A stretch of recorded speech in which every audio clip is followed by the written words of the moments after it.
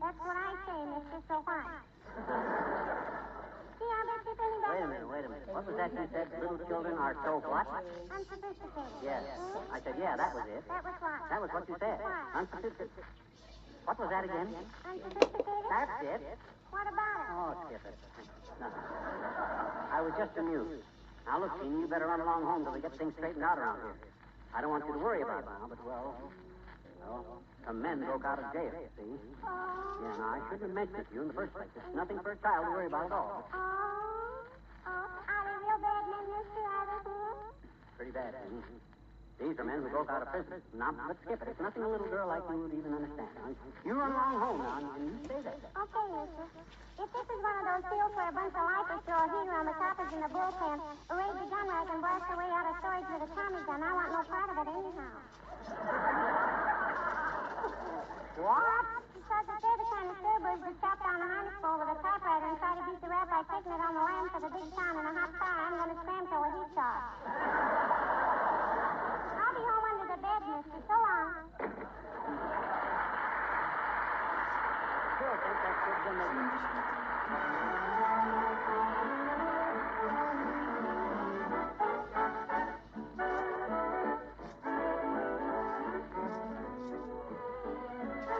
Here are the King's Men singing My Pretty Girl. My pretty girl, I'm always dreaming of you. My pretty girl, my darling, how I love you. Promise me you will never leave me. Promise me you will never grieve me. Promise me you will not deceive me. Oh, my pretty girl, please give me just one kiss. One sweet kiss you won't miss. For your kiss brings such bliss to my lonely heart. Oh, my pretty girl, you're charming and entrancing. My pretty girl, high in the clouds and dancing. As we dance, cuddle up and squeeze me. As we dance, cuddle up and tease me. As we dance, cuddle up and tease me. Oh, my pretty girl, dance with me through the night. Let my arms hold you tight. And with dawn's early light, let me take you home. My pretty girl, I'm always dreaming of you. My pretty girl, my darling, how I love you. Promise me you will never leave me. Promise me you will never grieve me. Promise me you will not deceive me. Oh, my pretty girl.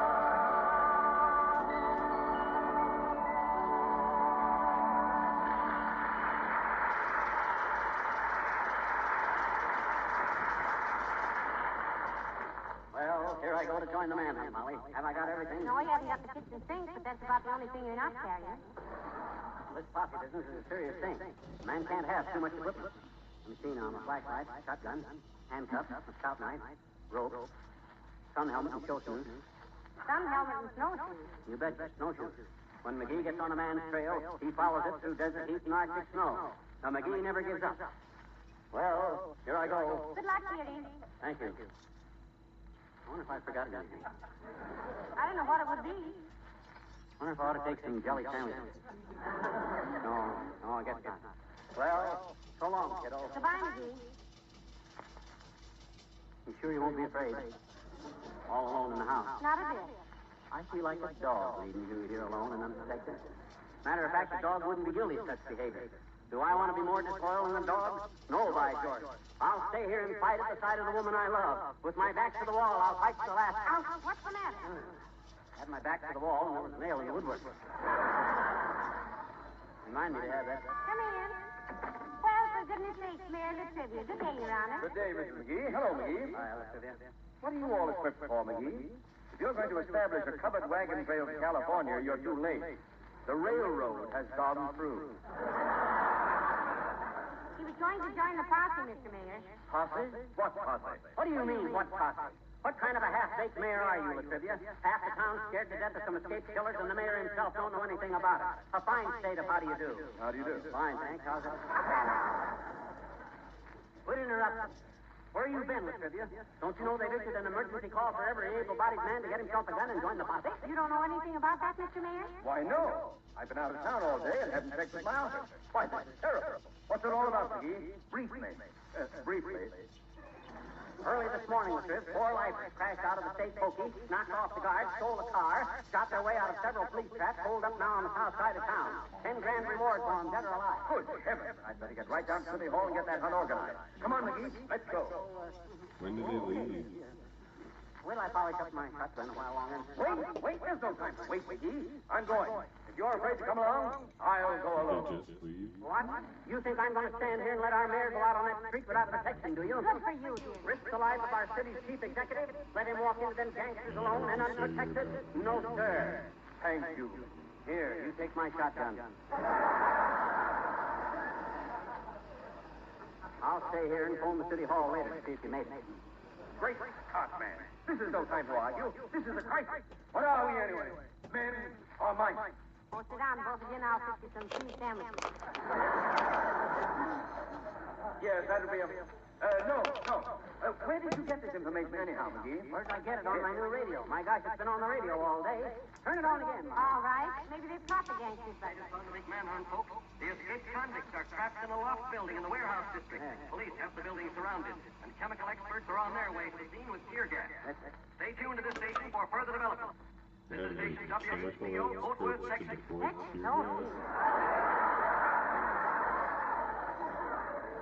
Take off your helmet, officer. Your crime wave is washed up. Oh, this is wonderful.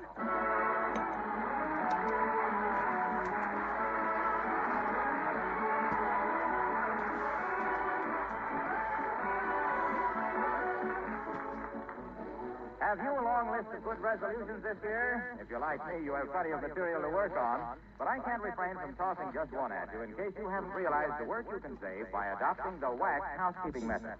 I'm sure you've heard me say before that Johnson's Wax is more than a product for beautifying your home. It's a labor-saving way of keeping house.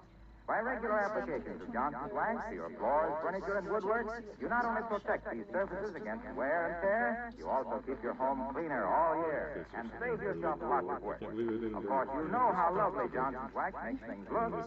Everything it touches glows and sparkles with beauty. Johnson's Wax gives a rich, mellow polish to everything from floors to leather articles, from Venetian blinds to radios and 100 other things. Try this wonderful wax method of housekeeping. Resolve right now to have a bright, shining home this year with less work using genuine Johnson's Wax. You'll want to use all 3 forms, paste, liquid, and cream.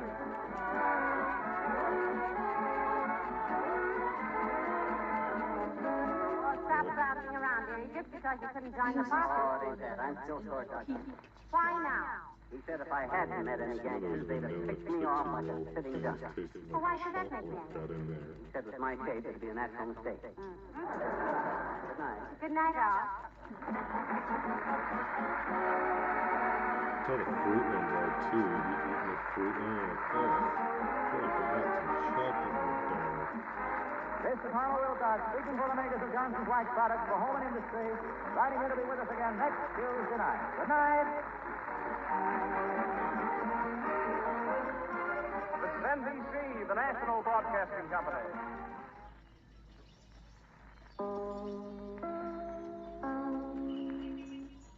This is Chicago, WMAQ.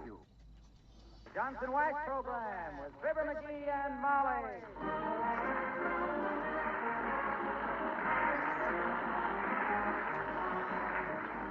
The makers of Johnson's Wax products for home and industry present Fibber McGee and Molly with Bill Thompson, Gail Gordon, Arthur Q. Bryan, and me, Harlow Wilcox. The script is by Don Quinn and Bill Leslie. Music by the King's Men and Billy Mills Orchestra.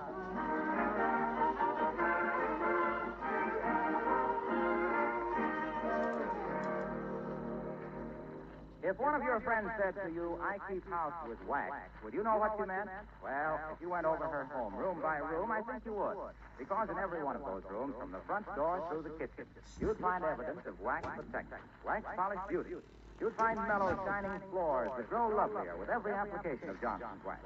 Tabletops, radios, chair arms that gleam with wax protection, that are so easy to keep clean and sparkling. Windowsills that'll last at winter weather. Picture frames, leather articles, kitchen equipment whose bright, richly polished appearance adds so greatly to the charm of your home. Yes, you'd find in every room evidence of regular applications of Johnson's wax to all kinds of surfaces, protecting them, preserving them, adding beauty, length of life, and saving hours of housework. That's what we mean by protective housekeeping with Johnson's wax. Believe me, it will save you time. You'll find many special uses for all three forms of Johnson's wax: paste, liquid, and cream.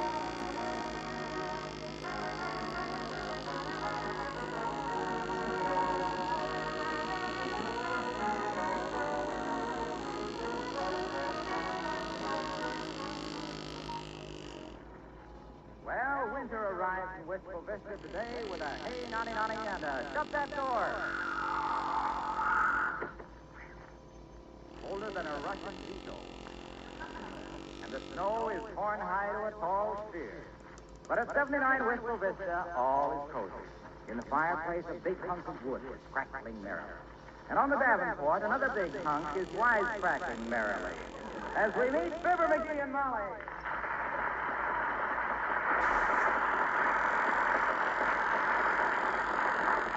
Listen to that wind outside, will you, kiddo? Pity the poor pedestrian on a night like this. Brutal weather, isn't it? Yep. My Adam's apple got frostbitten last night, and I woke up with laryngitis. You better stay inside, kiddo. It's snowing worse than ever. I haven't seen the air so white since that cyclone hit the feather mattress back there. And that wind. Strong, is it? Strong. Brother, persistent. I popped out to get the milk off the horse this morning, and when I pulled my head back in, my hair was braided like a hangman's rope.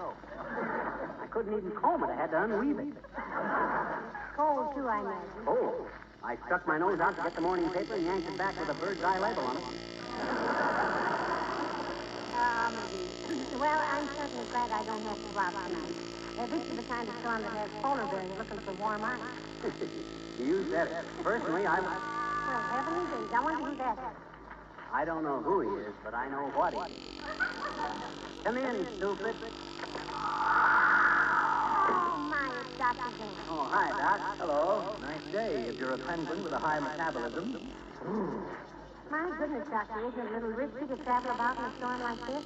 I haven't been out myself, but McGee says it's colder than a jury summer. That is the understatement of the month, my dear. There's some ugly talk downtown of lynching the weatherman. But I think cooler heads will prevail, and they'll shoot him instead. Incidentally, have you lost your voice, Molly, or are you just trying to keep this confidential? Well, now, when I woke up this morning, Never mind, my dear. Let me look at your throat. They are. Oh. Don't worry about your gold inlays, Sissy. I'm watching him. That doesn't look bad. Use a good gargle and stay in the house. Don't talk any more than you have to for a couple of days. And if you have to communicate with your husband, write him a note using small words and large print. All right, Doctor, I'll do that. I think I'll go upstairs now and gargle and let you boys talk. Good night, Doctor. Well, if it hasn't cleared up a little by morning, let me know.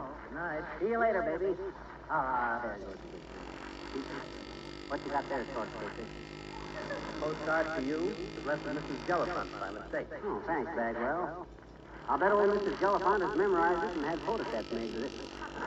Nosy, is she? Nosy?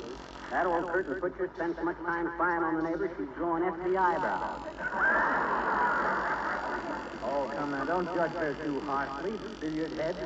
Mrs. Gellifunt was disappointed in love. No kidding? Yes. She married a man with $4 million and poor health. He lost it all in 1929, had to go to work, and now he'll live till he's 100. Sad case. Well, I hope you appreciate my playing mailman in this blizzard. Yeah, that's awful nice of you, Doc. You know, I was just thinking, Doc, you must be getting old. You're starting to do nice things for people. If that's a sign of advancing age, Hammerhead, you have discovered the fountain of youth. What's the postcard say? What do you mean, what does it say? You read it 5 times on the way over here, and you know. Of course I did. Well, It says pick up package, window 5. What is that, a delayed Christmas gift? not expecting you. How about your dear old Aunt Sarah? The one you say has more money than General MacArthur has quotations. Oh, he never sends us a Christmas present. You ever see a sailor tying his shoelaces? No, I don't believe so. Why? No. Aunt Sarah is tighter than his pants. That old dame is about as open-handed as 12 o'clock. Oh, gosh, I wonder what that package is. Well, whatever it is, I hope it'll keep. Looks like this storm is going to last through August. Yeah, that's I hope it's nothing will spoil. Such as what? Well, I don't know, but an old friend of mine and I and he used to be in vaudeville together with a song and dance act. McGee and Molly, songs and witty sayings. We'd open in two with a grass mat and give my regards to Broadway, though neither one of us had ever been there to see them. Please. See, that one clear across the lake. Of course, nobody knew that. He sent me some elderberry wine in the mail once. Won't? Fred Nitley. Oh, Fred Nitley, yes. I won't try to go back and unravel that monologue, Joy boy. So how was the elderberry wine when you did get it? I don't know. There was an explosion in the post office the day it was due, and I was scared to go down and inquire about it.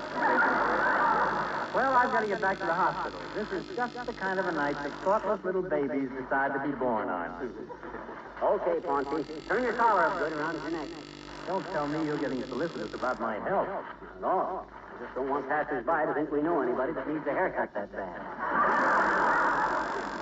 That's what I thought. Well, here I go. Into the wild white yonder. Good night. Good night, Doc.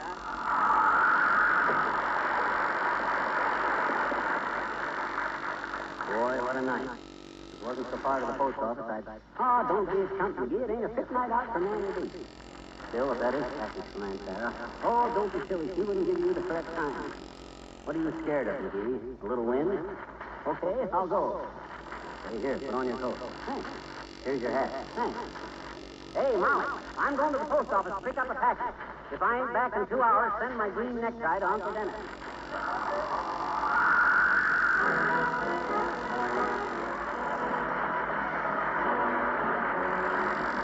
Billy Mills to the orchestra play. It's a pity to say goodnight.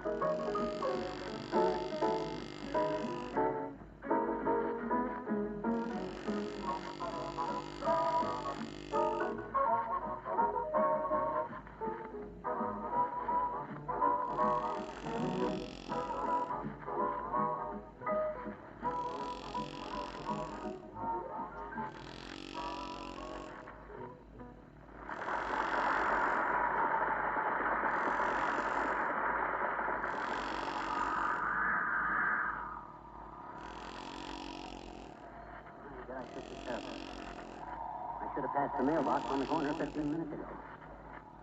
I haven't been so lost since I tried to find the men's lounge at the YWCA.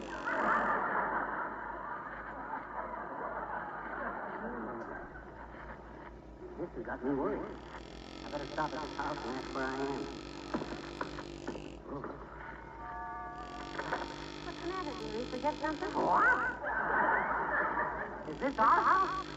Boy, I was just trying to find out where I was, Molly. I can't see 10 feet in this place. I've been traveling in a circle. Well, how can you tell? I lost an overshoe 10 minutes ago, and now I got it on again. Hey, don't stand in the doorway with that bad throat, kiddo. I'll be back in a little while, I hope. Take care now, Judy.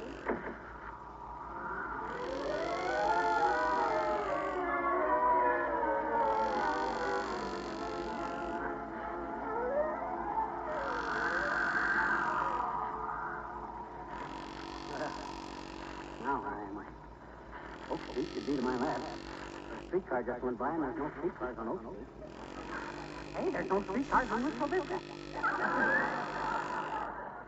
Just buses. Maybe just a truck. Oh.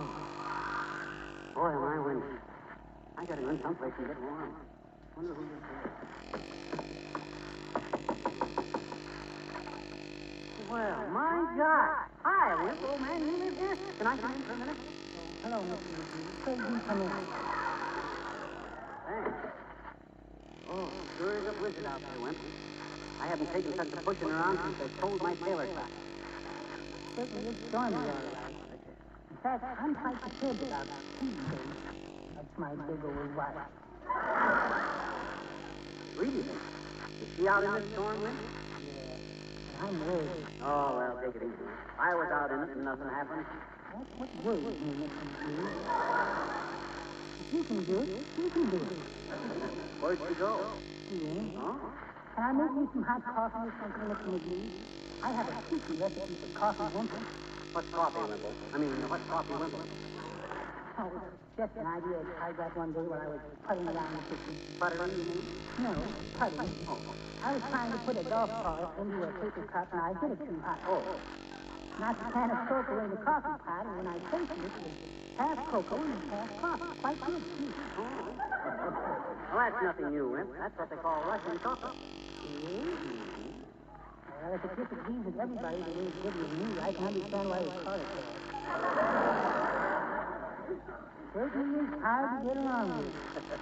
Well, I hope I didn't disturb you with whatever you were doing tonight, Wimp. By the way, where's your wife go skiing?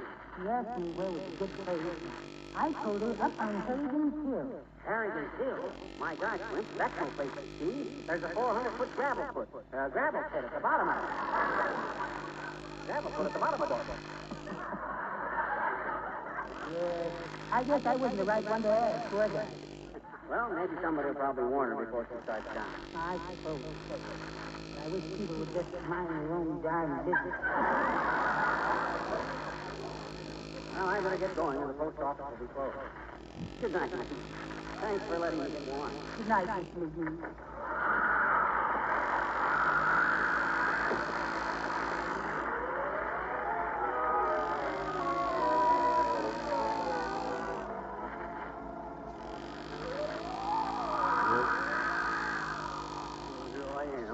Again.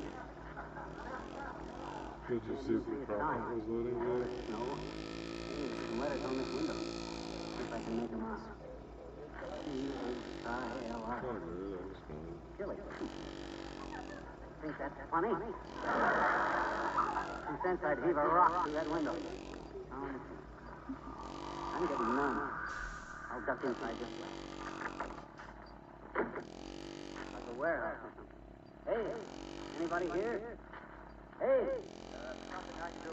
Oh, hello, pal. Wilcox, is this your office? Yes. What brought you out in this kind of weather? I'm going to the post office to pick up a package, Junior. Package of what? I don't know.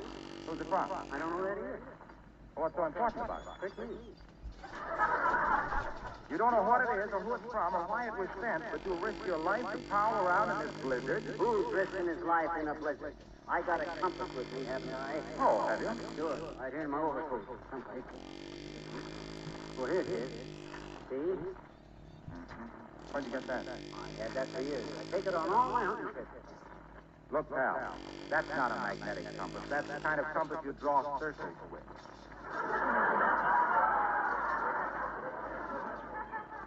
You know, a point on one leg and a pencil on the other. So what? It's always brought me where I wanted to go and took me back. Well, how in the world do you tell directions with it? Pull the prongs apart till they form a straight line.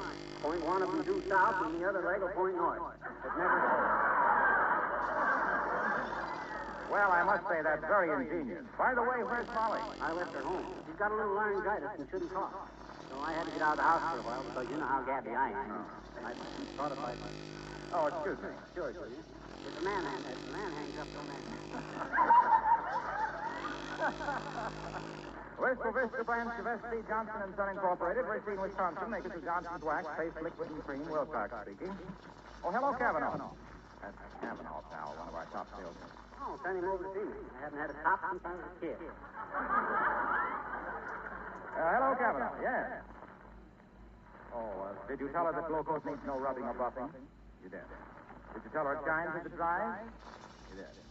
Well, look, Kavanaugh, just stress the fact that Glowcoat will help restore the light and color to her linoleum, and it'll be so much easier to keep clean.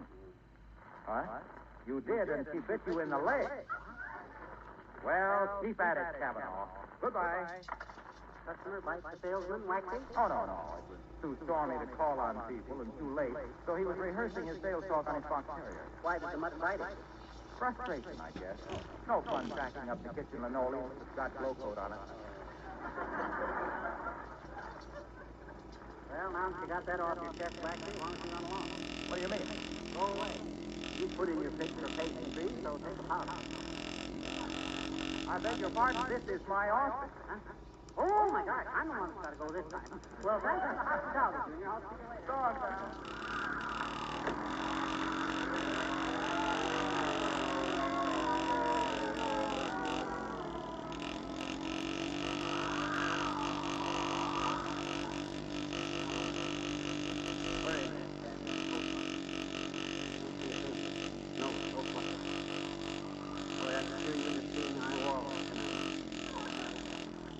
Snowflakes are closer together than Vandenberg in 1948. You're doing it. I smell something cooking. Smells like coffee. Garlic pickle. Must be a drugstore. Ah, here we are. Might as well play the pinball machine for a while to make it warm. What if I got a nickel?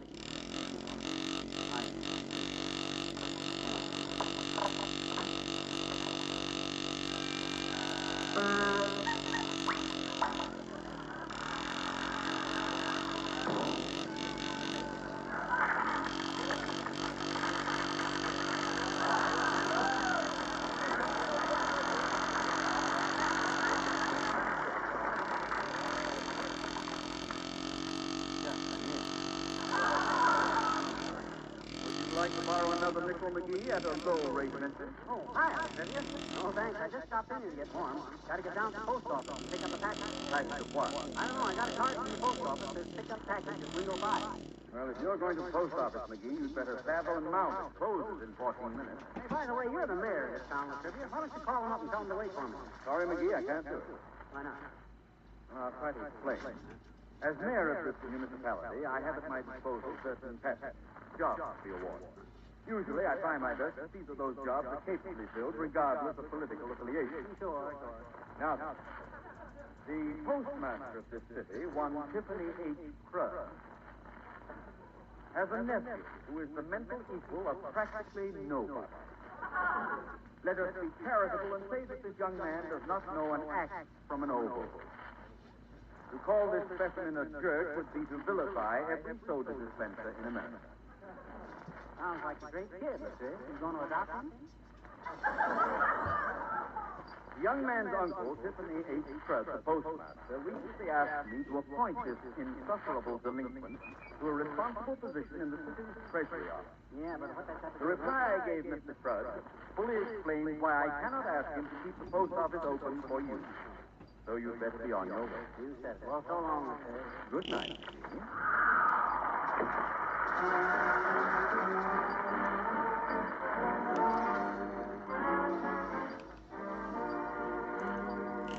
And here are the King's Men to sing Winter Wonderland.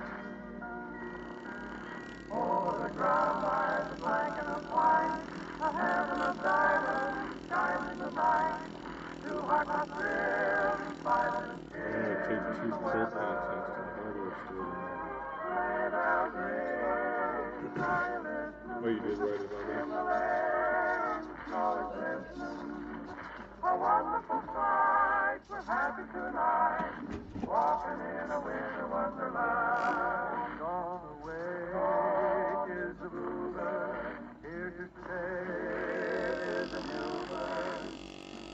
go on as we go along, walking in a winter wonderland. In a meadow we can build a snowman, then pretend that he is marching on. He'll say, are you married? We'll say, no, man, but you can do the job when you're in town. Later on, we'll conspire as we dream by the fire to face unafraid the plans that we made, walking in a winter wonderland. Sleigh bells ring in the lane, snowing glistening, a beautiful sight. We're happy tonight, walking in a winter wonderland. Walking in a winter wonderland.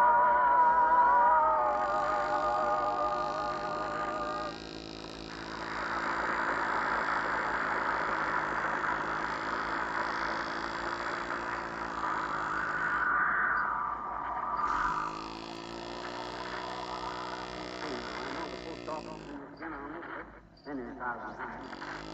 Hello. Good. Oh, here comes the woman. Hey, sis, which way is the post office? Where you are, mister, it's due north. Oh, thanks. How far? Well, it's a rough guess, but I'd say about 13 inches. Huh? Oh, my gosh, I'm standing right in front of it. Oh, thanks, sis. No, not at all, but you better hurry. It's closing time. The clerk's a crabby old coot. He is, eh? Yeah, and I ought to know. He's my grandfather. Nice. Expensive. They're all post offices. Hot dog, that last. Amazing. Hey, anybody on duty? Hey, are you still open? Hey, where is everybody? Cut that bell in, Johnny. You're noisy enough to wake up the dead ladder office. Well, I'll be... Hi, old-timer. You work here? Do I work here, the boy said. He's standing behind the counter, ink up to my elbows, green eyes, shade arms, sleeves rolled up, pen behind my ear, rolled air mails in my hand. He asked me if I'm working here. No, Johnny. I'm a traveling music chaser for the government. Just stopped in to make a few special deliveries. I stuck him up the plate there.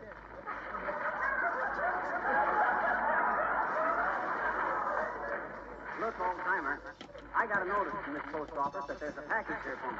You see? Here's the package. Hey, this card says window 5. So what? I don't work at window 5. I work at window 3. Airmail. Sorry, boy. Good night. Hey, come back here. Look, you lantern-jawed old fossil. You uncivil civil service man. If you think I battled my way down here through 4 foot of snow to get the brush off from you, you're off your onion. Now give me that package, or I'll slap you in a sack and airmail you to Washington, D.C. No, not that, Johnny, not that. I'll get your package. Got any idea what it was? I don't even know who it's from. Now, let me take a look around here, Mike. Hey, you want to see my stamp collection? No, I don't. I just want to get my package and go home. Well, you can be looking at my stamp collection while I look for your package. Here they are. Keep your eyes on those, boy. You mean, is this your stamp collection? Yep. I've one ever since I was a kid. Finally started it this week. Got some beauties there, ain't I? Look at this one here. This one says, Satchel. This one says, this side up. Look at this one. Use no hook. It's got a body some of the handles, and I'll have the prettiest stamp collection in town. Yeah, very impressive. Now, how about my package? Yeah, got it right here, Johnny. Transfer down this line. That's it. Hey, you gonna unwrap it here? You're doggone tootin' I am. Listen, after all the torture and hardships I've been through to satisfy my curiosity about this package, I certainly am. Well, if that isn't the dirty. What a slog my way through 3 miles of blizzard for what? Throw that thing back in the bin, Gramp. I'll be back for it in April. What is it, Johnny? Look at it. Spring seed catalog. Oh, this is ridiculous.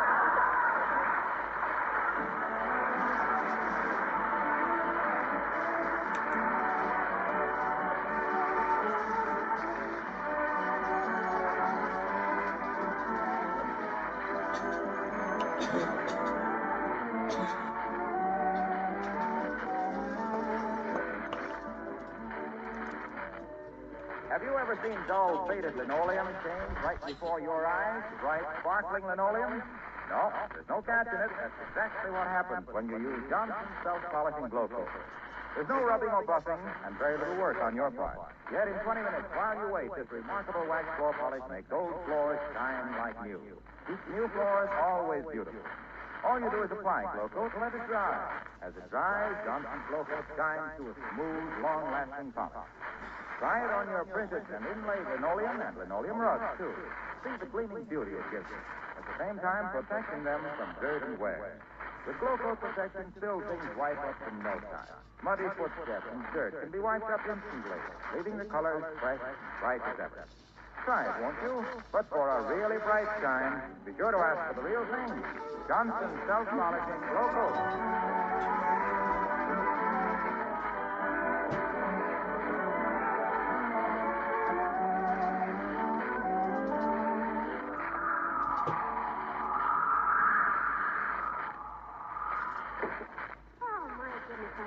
Home, McGee. I was getting awfully worried about it. You should have been worried, kiddo. What a night. When I finally got to that dad-ratted post office, you know what that package was? What was it? Spring seed catalog. I was so burned up I threw it in her face and just walked out. Oh, McGee. When I wanted to start planting my flowers. What? You did? Well, gee whiz, Molly. Yes, I was going to put 3 rows of crocuses across the front porch. Huh? And in the side yard, some tulips and gladiola and back in the yard, some nasturtiums and... Well, if I'd only known that. I thought as long as you were so fond of carnations that we could have some by the back porch and with some narcissus. Where's my mitten? McGee, where you go? Back to the post office. Good night. Good night, all.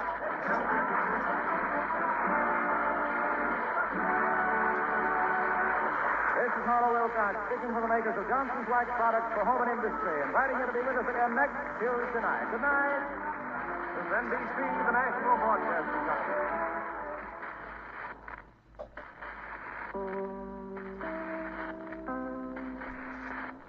This is Chicago, WMAQ.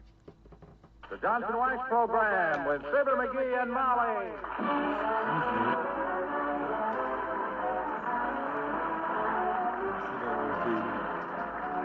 The makers of Johnson's Wax products for home and industry present Fibber McGee and Molly with Bill Thompson, Gail Gordon, Arthur Q. Bryan, and me, Harlow Wilcox. The script is by Don Quinn and Phil Leslie. Music by the King's Men and Billy Mills Orchestra.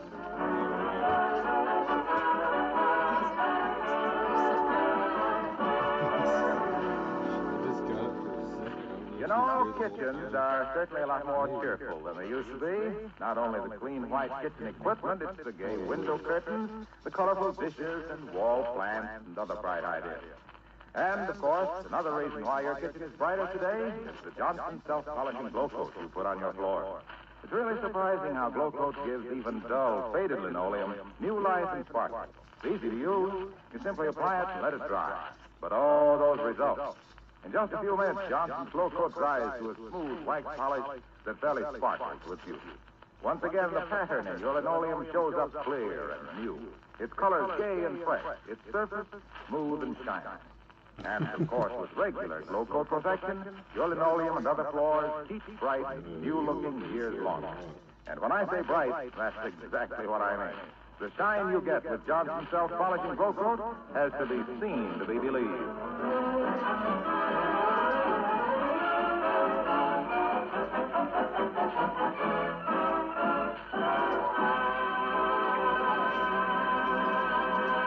When a man decides to make some alterations on his house, it's usually the little woman who keeps the final result from looking like a Taj Mahal annex to Duffy's Tavern.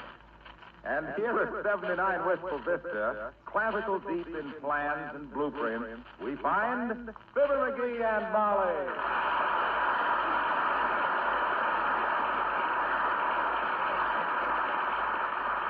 Well, now, let me see. Beaver board with a cross beam here and a stretch base there and some beaver board right here next to the beaver board. You're certainly eager with that beaver board, dearie.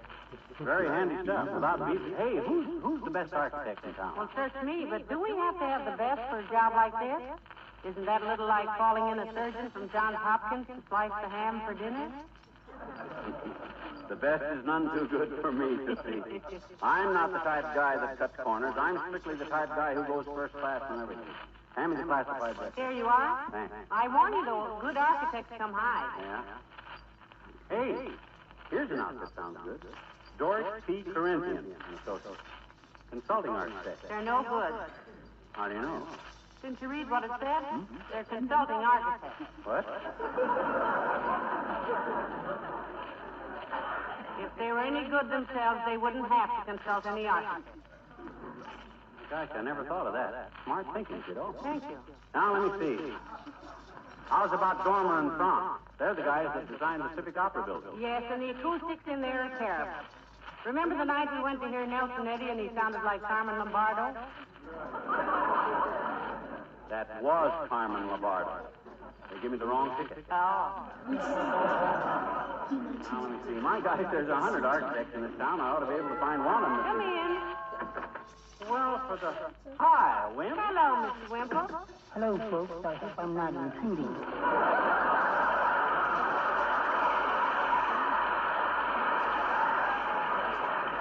Not at all, Wimp, old man. Not at all. Just trying to get the name of a good architect. Say, Mr. Wimple, who designed your house?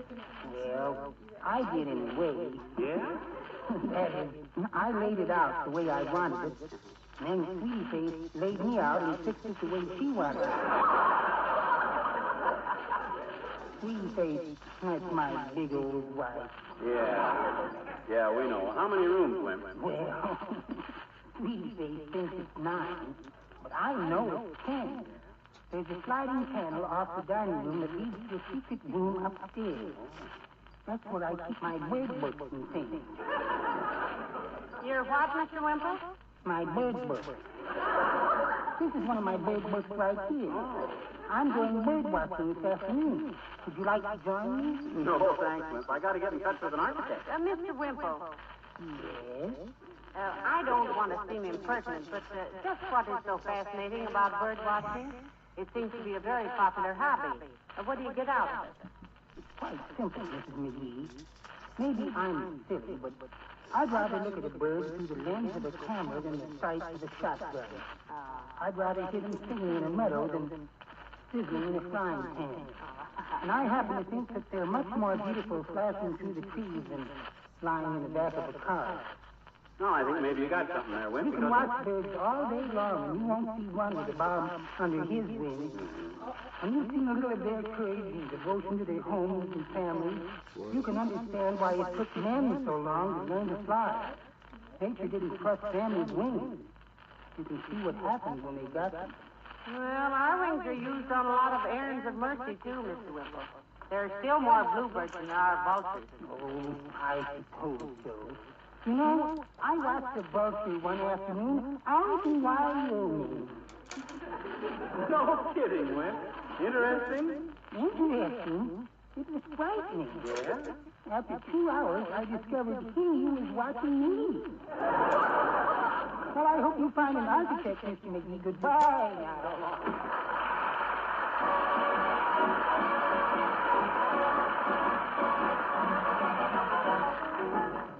Billy Mills to the orchestra and A Rainy Night in Rio.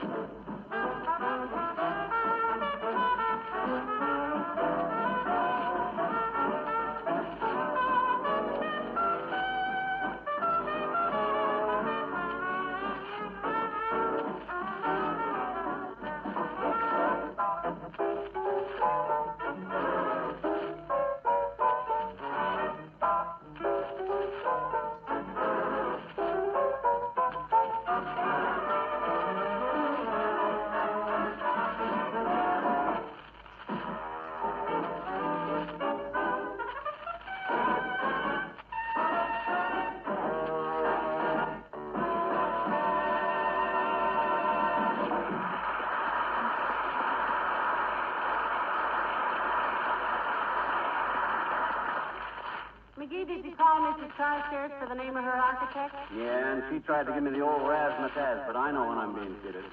Why, what do you mean? What'd she say? She says the guy that always does her stuff is primarily a naval architect.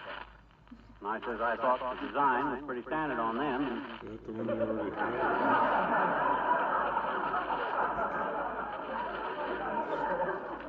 Just then we were disconnected. I'll try her again later. Well, let it go, McGee.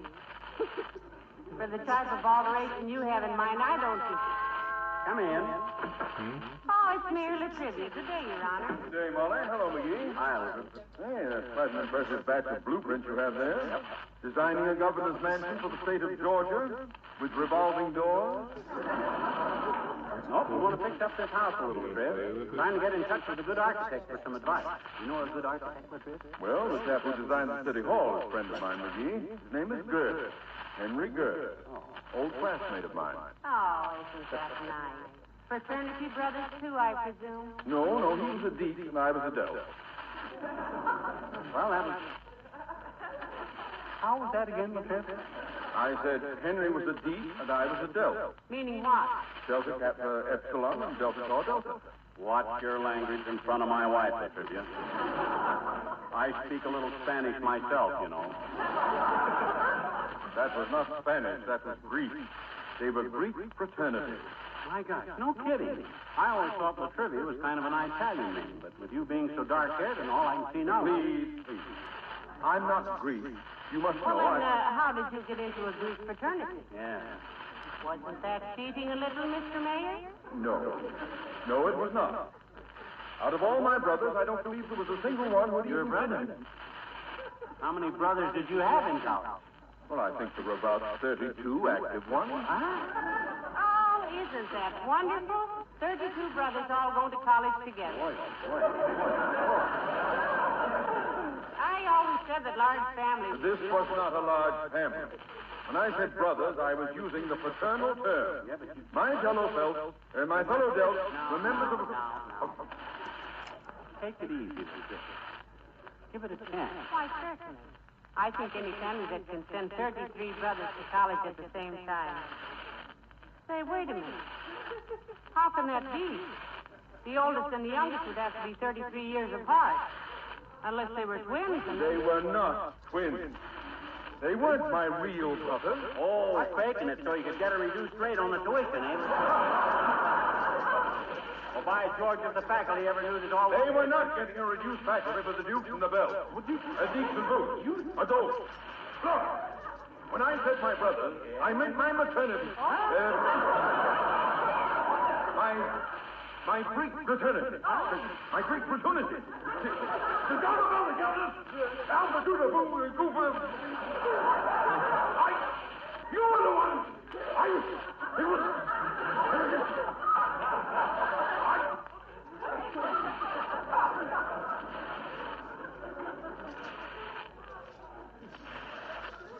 McGee?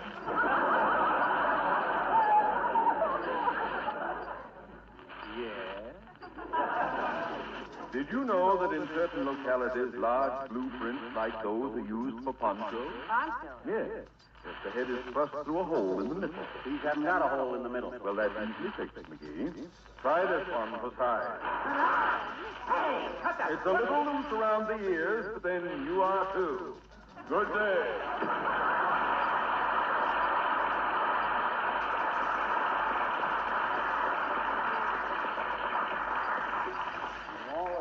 Hey, take this thing off me, will you? Thanks. Was he sore about something? Well, he did seem a little annoyed.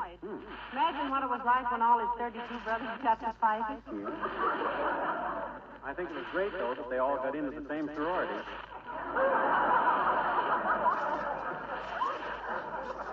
Fraternity, dearie. Fraternity? What's the difference? Sororities only take in women. Oh, yeah? I know a couple of fraternity men that got taken in by sorority women. Hey, yes. What blueprint did La Trivia ruin? This one here was an important one. These are plans I made once for a midget auto racer. I just added them to the pile to make it look impressive. Hey, I got to get an architect. Now, McGee, all this talk about getting an architect is silly. What do you mean, silly? I like to do business with experts. I got a toothache, I go to a dentist. I need a haircut, I go to a barber. I get foot trouble, I go to a pediatrician. No, dearie. A pediatrician is a baby doctor. I don't care if he's a newborn infant. He can fix my foot. When I need the services of an architect, by George, I'm... Hello, pal. Did I hear you say something about an architect? Yes, I think you did. You know of a good one, Mr. Wilcox? I'll say I do. My brother's an architect. Big flagstone Wilcox. He's out in Omaha, but I can send him a wire for surgery. No, thanks, Junior. This job isn't that important. I merely want some expert advice on a problem that's come up. What kind of buildings does your brother design, Mr. Wilcox? Oh, any kind. He just finished a new public ballroom and a municipal zoo. Turn out okay, kid? Better than anybody expected. He got the blueprints mixed up, and the dance hall has den for wolves, space for stags, and a cage on the bandstand where they can hold that tiger. Well, he doesn't seem to be exactly the type to do this job for McGee, Mr. Wilcox. All McGee wants is some advice. Yeah, I could handle the whole thing myself, you understand, but why beat my brains out on something that ain't my racket? Slip a good architect a couple of bucks, I say, and get it done right, I say. That's my mind. Hey, how about Frank Lloyd Wright? You mean the Frank Lloyd Wright? The one that dreamed up that fancy building for Johnson's Wax in Racine? The one they bought so much glass for that Libby no longer owed anybody? That's the one, the greatest modern architect in the world. He designs buildings that breathe. Oh, we don't... We don't care if this one breathes or not, Mr. Wilcox. In fact, our plumbing snores so loud right now that we don't... Hey, let me wire Mr. Wright. He'll be tickled to death to give you some advice. You said give, Junior? Yes. If. You said give, Junior? Yes. If. That's the one I left out. I thought Frank was strictly lay 50 grand on the line, and I'll tell you what color bridge you can have, man. Well, gee whiz, you're connected to the company, aren't you? In a way. When Mr. Wright learns that you helped sell that Johnson's Wax, that famous boon to housekeepers the world over, the product that makes the house look clean, smell clean, and be clean, the Johnson's Wax that smears at dust, laughs at fingerprints, smiles at Yeah, housekeepers. Mr. Wilcox, we're quite familiar with all Why, that. when Mr. Wright learns that you, too, are interested in Johnson's Wax, the polish that protects your belongings against dust and dampness, the guards that beautifies your floors, furniture, woodwork, windowsills, banisters, luggage, And 100 other uses. Imagine me being able to put you in touch with the very man who designed the Johnson Wax Administration building. Why, it's fate, boy. It's business. What's his first name? Now, look, Waxy. Yes, pal? You won't have any gasoline left in a minute. I think I hear your motor running. Oh, my gosh. Thanks, pal. I'll see you later. There it is.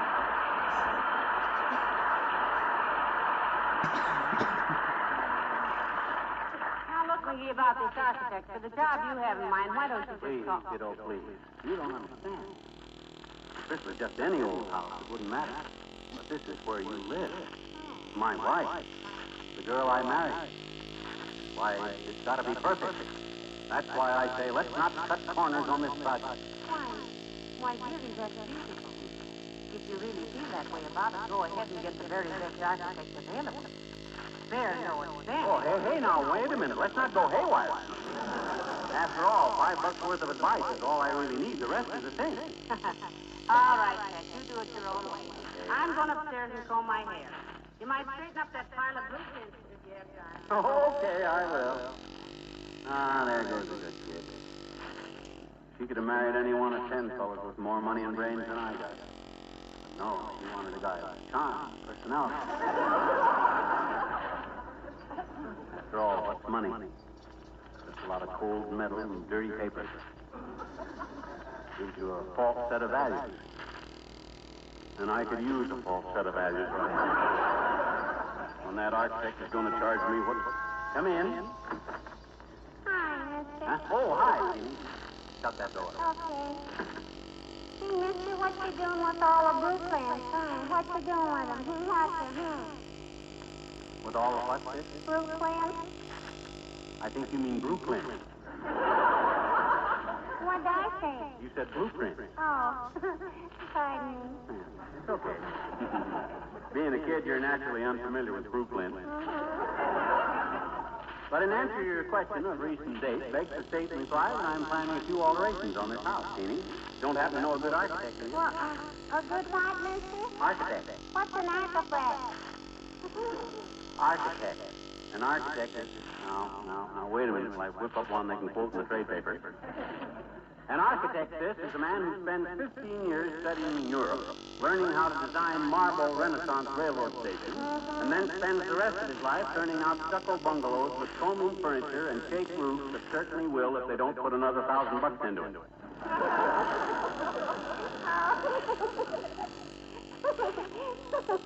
I don't get it. Wasn't very good anyway. I guess the mysteries of building construction are a little intricate for a child of your age. For a child of my age, too, for that matter. Say, look, mister, if you're going to build another room on this house, how's about doing me a favor? How's about it? How's it? Well, I doubt if I'll go that far with my alterations, Stevie, but what's the favor? Well, it isn't really for me, mister. It's for Miss Yeagley. Who? Miss Yeagley. She's my teacher. Oh, she is. And who? I said she is, Dave. Yes, what? Your teacher. Who? Miss Yeagley. I know.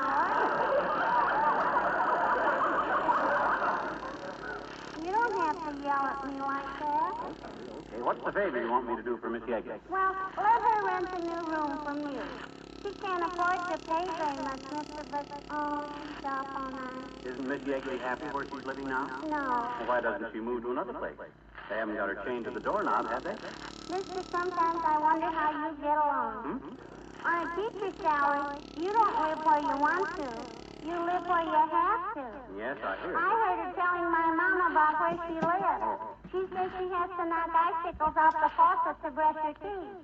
Oh, gee, that sounds very uncomfortable. I bet it is, I bet you. Yeah. You know, Miss Yeagley told my mama that one of these days she's going to kick the principal just for the joy of getting into hot water. Don't forget, mister, if you build an extra room.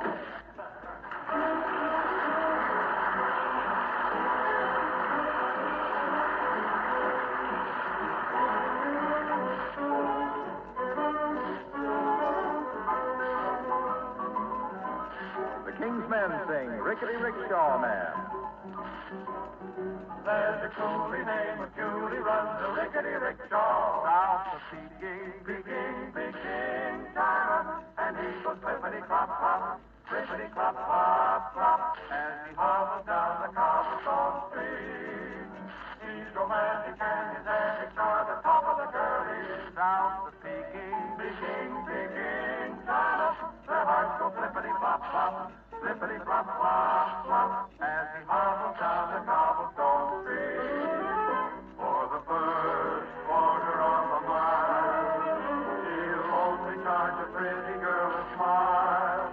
For every quarter after this, he collects a kiss. Young, when the moon is high and ladies sigh the rickety rickshaw comes a creaking in old Peking, China, and he goes clippity-clop-clop, clippity-clop-clop-clop, as he hobbles down the cobblestone street. The other drivers, all connivers, they drive you round about and pound about the city. But he isn't like the other coolies. No wonder they call for Julie. His flat rate is only a date when the moon is high and ladies sigh the rickety rickshaw comes creak, creak, creak, creak, creaking. Lippity-clop-clop, rickety rickshaw, rickshaw man.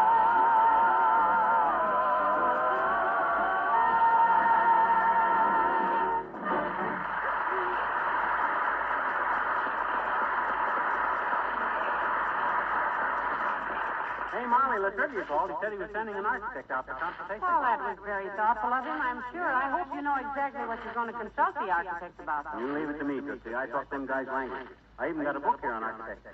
You know what a flint is? I haven't the slightest idea. How do you spell it? P-L-I-N-T-H. It's the bottom of a statue, or the lowest base of some masonry. Well, for goodness sakes, what'll they think of next? Yeah. I also know what a pediment is. A pediment is... that must be the architect. Hand me that compass there. I want to look busy with these blueprints. Okay. Come in. Now then, if I insert a couple of mullions supported by a strong back, the stress will be perpendicular to the horizontal. What the devil is this nonsense? Doctor, is that you? Yes. If you hadn't been so involved putting on that corny act there, you'd have known who it was. He thought you were an architect, Doctor. Well, he'll never fool an architect with that kind of cheap dip. Personally, I don't know an Etruscan temple from a Quonset hut, but I could spot egghead for a phony as far as I could hear it. Oh, yeah? Well, for your information, Bloodhound, I've learned more about architecture just from reading in the last 2 days than you've learned about medicine in your whole murdering career. Oh, now, McGee, that's a pretty strong statement. Dr. Gamble is a very eminent member of the medical profession, you know. Thank you. Guilty as charged. Eminent my clavicle. I wouldn't trust him to remove the warts from a dill pickle. He couldn't diagnose a case of ginger ale if it was dripping down his back. Schnauzer. Yes? Your derision arouses me like a deep-sea diver bobbing for apples. If the Smithsonian Institute ever saw your defense mechanism, they'd grab it for their collection of primitive machinery. Now, what is all this tutti-frutti about an architect? Well, Doctor himself is planning a little remodeling, and he wants some advice from an architect. I know it's a little out of character for him to take advice, but I think it should be encouraged. I don't have to take it just because I asked for it, you know. Now we're back in character, aren't we? Have you got an architect coming out, buzzard head? Or did they all have time to look up your credit rating? Well, Mayor of Trivia is sending one out, Doctor. And by the way, Bone Bender, you've been awfully quiet lately about Cece Tremaine. What's cooking on the front burner, Romeo? Or has the trivia given you the bum's rush? My boy, I am happy to report that Miss Tremaine is well and happy, beautiful and available, and is having dinner with me tonight at a small rendezvous with bright waiters and dim lights.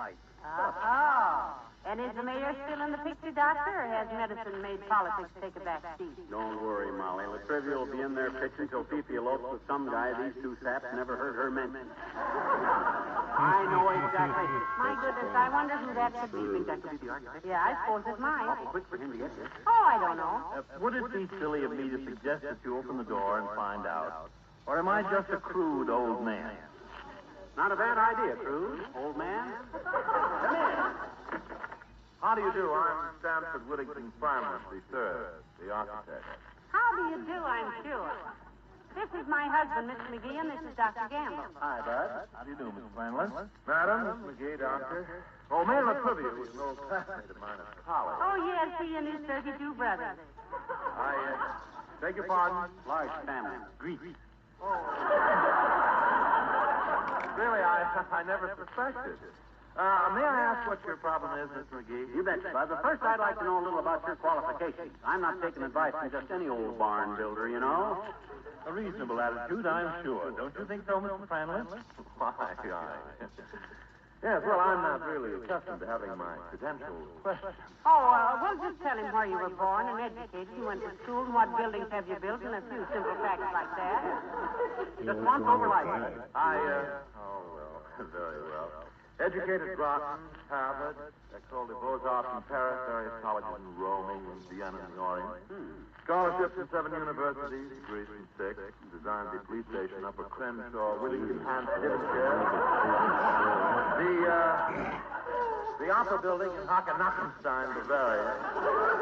The Academy of Music in Madrid, innumerable private dwellings and 5 office buildings in Egypt, Bolivia, Surabaya, Vladivostok. An attorney's laundry in Punxsutawney, Pennsylvania. One more test question, Bud. If you're an architect, you know what a flint is? Certainly. You know, I used it in the class song which I wrote for the Academy of Architecture in Vienna. What was the name of the song? Someday my flint will come. This is a very impressive record, Mr. Framless. Why don't you tell him what you want, McGee? You want the blueprint spread out again, dearie? No, thanks. I can show him better. Come on out in the kitchen, Bud. Certainly. May I come too? I wouldn't miss this for all the beef in Texas. Why, certainly, Doctor. Come on along. Now then, Bud, you see them wall cabinets up there? Yes, I do. I'm putting some new doors on them. And what I want to know from you is, which would look better, glass knobs or wooden knobs?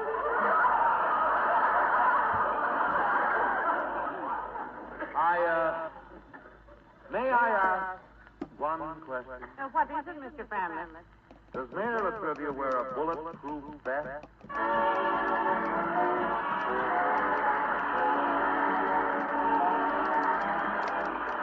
I was reading one of those books on olden times the other day. You know the sort of thing, all about days of old when knights were bold and wore a coat of shining armor. Well, I give you two guesses what popped into my mind. That's right, Johnson's self-polishing glow coat, that modern coat of shining armor that protects your kitchen floor. Regular glow coat care makes your linoleum last years longer. It's easy to apply, there's no rubbing or buffing. Yet in 20 minutes, glow coat dries to a bright wax shield that guards every inch of your floor.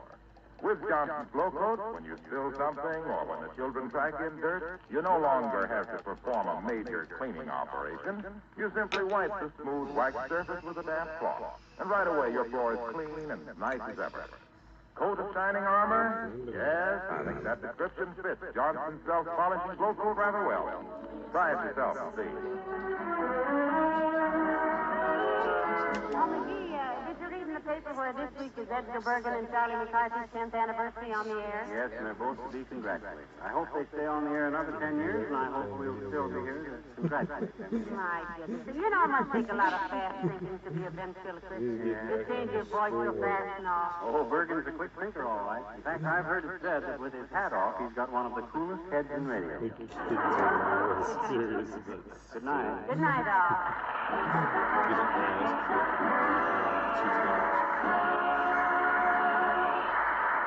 This is Harlow Wilcox, speaking for the makers of Johnson's Wax Products for Home and Industry, inviting you to be with us again next Tuesday night. Good night.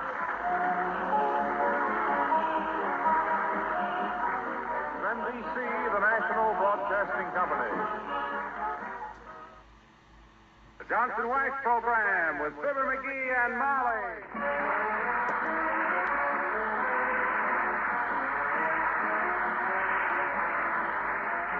Makers of Johnson's Wax Products for Home and Industry present Fibber McGee and Molly with Bill Thompson, Gail Gordon, Arthur Q. Bryan, and me, Harlow Wilcox.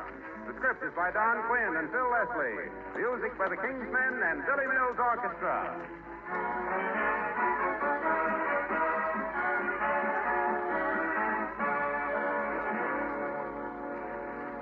Have you noticed the wonderful new kitchens in the magazines these days? Well, maybe yours isn't like these dream kitchens yet, and maybe you can't do much about new fittings for some time. But look, there's one big improvement you can make right now. You can have a more beautiful kitchen floor, and easily, too. Just give it a coat of Johnson's self-polishing Glow Coat. Astonishing how beautifully bright that Glow Coat shine is. Glow Coat needs no rubbing or buffing. You just apply and let dry. Yet, in 20 minutes, you come back to find your floor gleaming and sparkling as perhaps it never sparkled before, not even when it was new. You'll find, too, its colors are fresh and bright, its patterns sharp and clear. But Johnson's Glow Coat gives you more than a lovely shining floor. That tough wax film protects the surfaces, too. Adds years to the life of your floors and makes them easy to keep clean. Try it yourself, won't you? But don't forget, if it's a really bright shine you like, be sure to get only Johnson's self-polishing Glow Coat.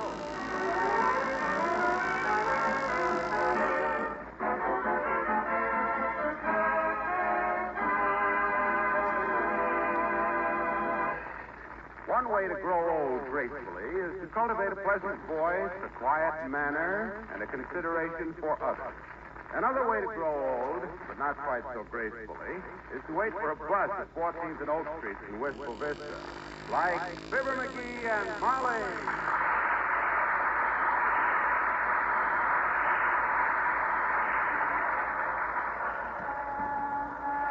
What's the matter with those doggone buses anyway?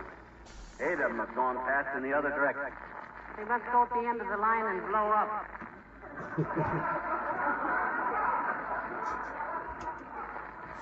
How long have we been waiting here anyway? Long enough for me to think up 7 pages of dirty comments to write to that bus company. You got that schedule on you? They don't use the schedule on this line, dear. They use the dream book. We just missed the bus when we got to this corner 9 days ago. It was 9 days ago, wasn't it? Well, I don't know. It seems like I've been waiting here since I was an innocent young girl. And if I hadn't been so innocent, I never would have waited for a bus in this town. The way they tax people into them is disgraceful, too. It does have its advantages. Well, name one. Well, I was on a crowded bus last week, and I found $16 in my pocket I didn't know I had. It wasn't until I got home I realized I'd been into somebody else's pocket. And by George, when a transit company starts forcing innocent citizens into the pickpocket business, it's time something was done. That's what I always say, dearie. The buses are always too far apart, and the passengers are always too close together. Now, if I were running a bus... Here comes the bus, baby. I'll get set. Hey! Hey, bus! Hey!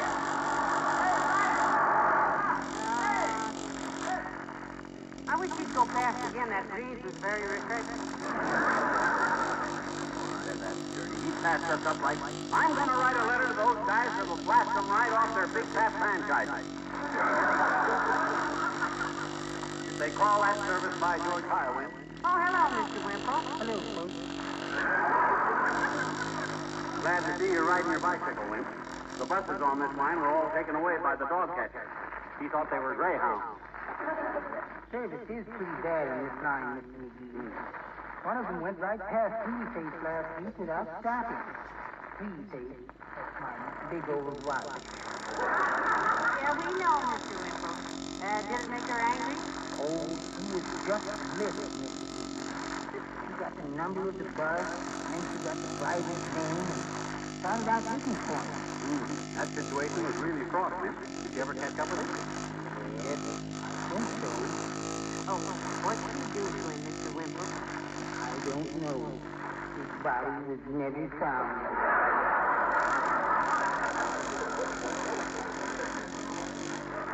That bitter half of yours has sure got a temper, hasn't she, Wimp?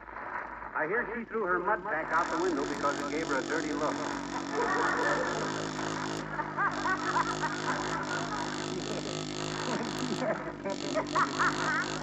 But he says some very kind things. What way, Mr. Wimple? Oh, for instance, last night, he took me to the church. What's so kind about that? Why, she deliberately took out a music chair. I thought that was pretty thoughtful. So when did she slug you with a love seat, Mr. Wimple? Then you'll know she really cares. Well, I've got to get home now, folks. I hope you get a bus. Say, wait a minute, Mr. Wimple. Aren't you afraid you'll get your trousers caught in the sprocket there? I see you don't use bicycle clips. I just like to hit the dangerous.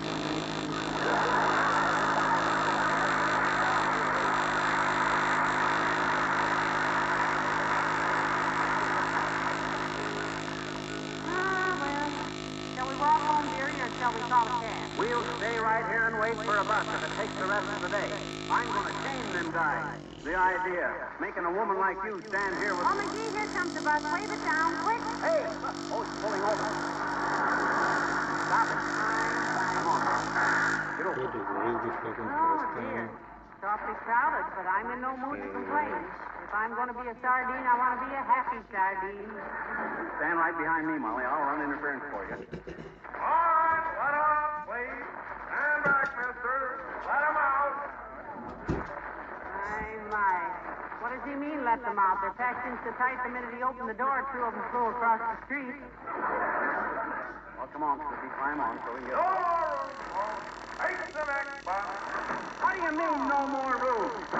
Hey, you just let 5 people off. You got plenty of room. And I need it, brother. I got a breeze, haven't I? Not on our account, you don't, you big larrikin. Open the door, Richard.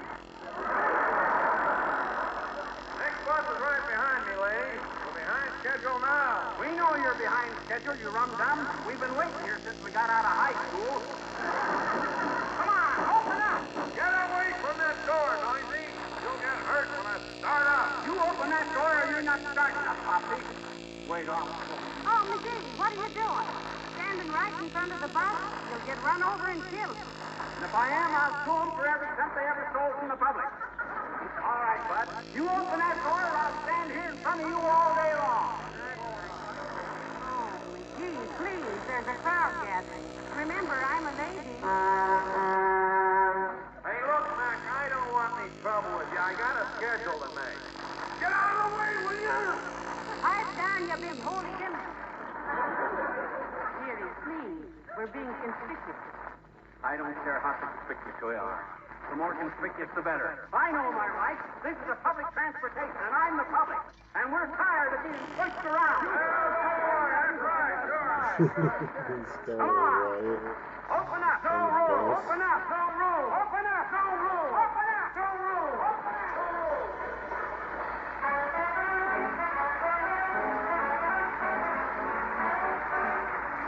Billy Mills in the orchestra, and on the other end of the kit.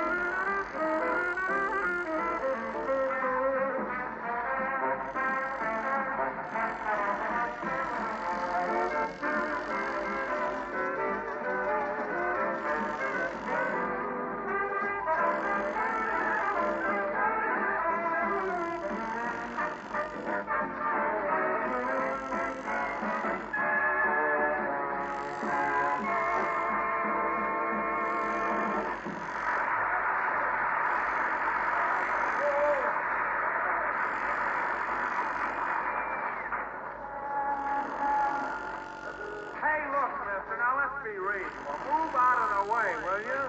You want I could lose my job?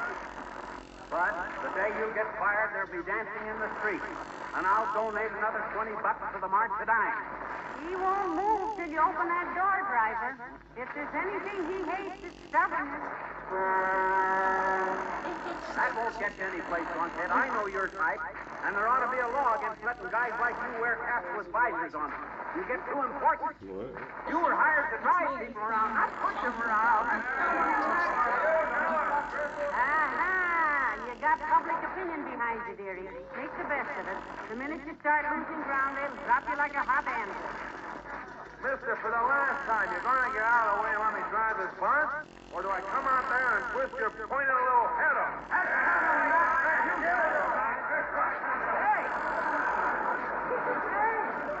Hey, now, wait a minute, folks. Now, I'm a citizen. This is public transportation, isn't it? And I'm part of the public. Well, fella, what are you going to do? Let this bus go on or stand there like a jerk? I'm only trying to do my job. Understand?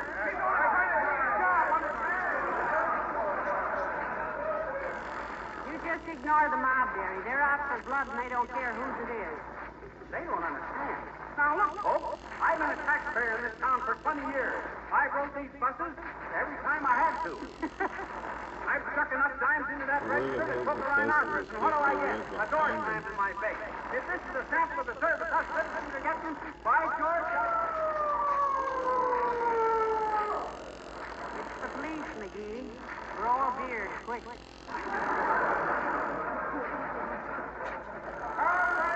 right, break it up there. Get out your draft cards and give your right name. Hey, Mahoney. It's me, Fibber McGee. Remember us, Officer Mahoney? Yes, and I do now, McCutler. What is your little scut of a husband doing standing out there in front of the bus?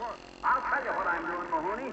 This beaver-toothed bozo that's jockeying this 10-ton kitty car slammed the door in our faces. Wouldn't let us on. And I'm not going to move a step till he opens that door. I better check this with the driver. Why didn't you let these people on, driver? There wasn't any room, officer. No room, my clavicle. Look at the back of that bus. You can shoot deer in there. Well, half of them have left by now. We're not leaving, though. Not till you open that door. Oh, now, come, Butcher.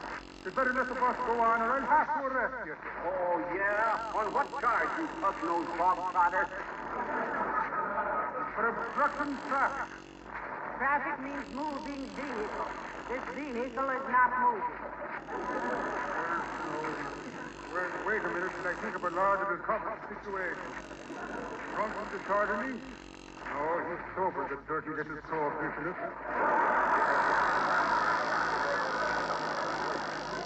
Flying an aeroplane too low over residential district? No. Murder? No. Counterfeiting? No. Hey, officer, if I slug him and he slugs me back, would you nail him on assault and battery? You make one pass at me, putty face, and I'll feed you a knuckle sandwich so fast. Yeah, you hold me up much longer, Mac, and I'll part your hair with that tire iron. Stop it or I'm saying it to both. Stay off of it, you studs. If there's any such driving going on, I'll take you nice stick and I'll... Wait a minute. Where's me nice stick?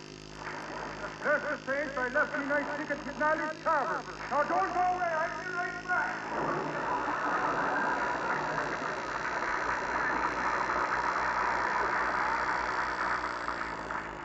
Maybe we better call it off, McGee. He'll be back here with enough charges to throw us in the pokey for 90 years. He won't dare, and besides... Hello, pal. Hello, Molly. Oh, hello, Mr. Wilcox. Hi, Senior. What you carrying the chair around for? Demonstrating that stuff to somebody? No, I was in Kramer's drugstore when I heard about you and this bus driver. So Kramer sent Molly this chair to sit on, and I brought you some sandwiches and a couple of malted milk. Here, sit down, Molly. Well, now, wasn't that thoughtful of you and Mr. Kramer? Thank you so much, Mr. Wilcox. Is there an egg in my malted, Junior? Why, no, I don't think so. Doggone it, Kramer knows I always have an egg in my malt. What kind of service is this, anyway?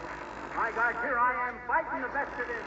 The Transit Corporation that has the city in its greedy clutches single-handed. And what do I get? A malt with no egg in it.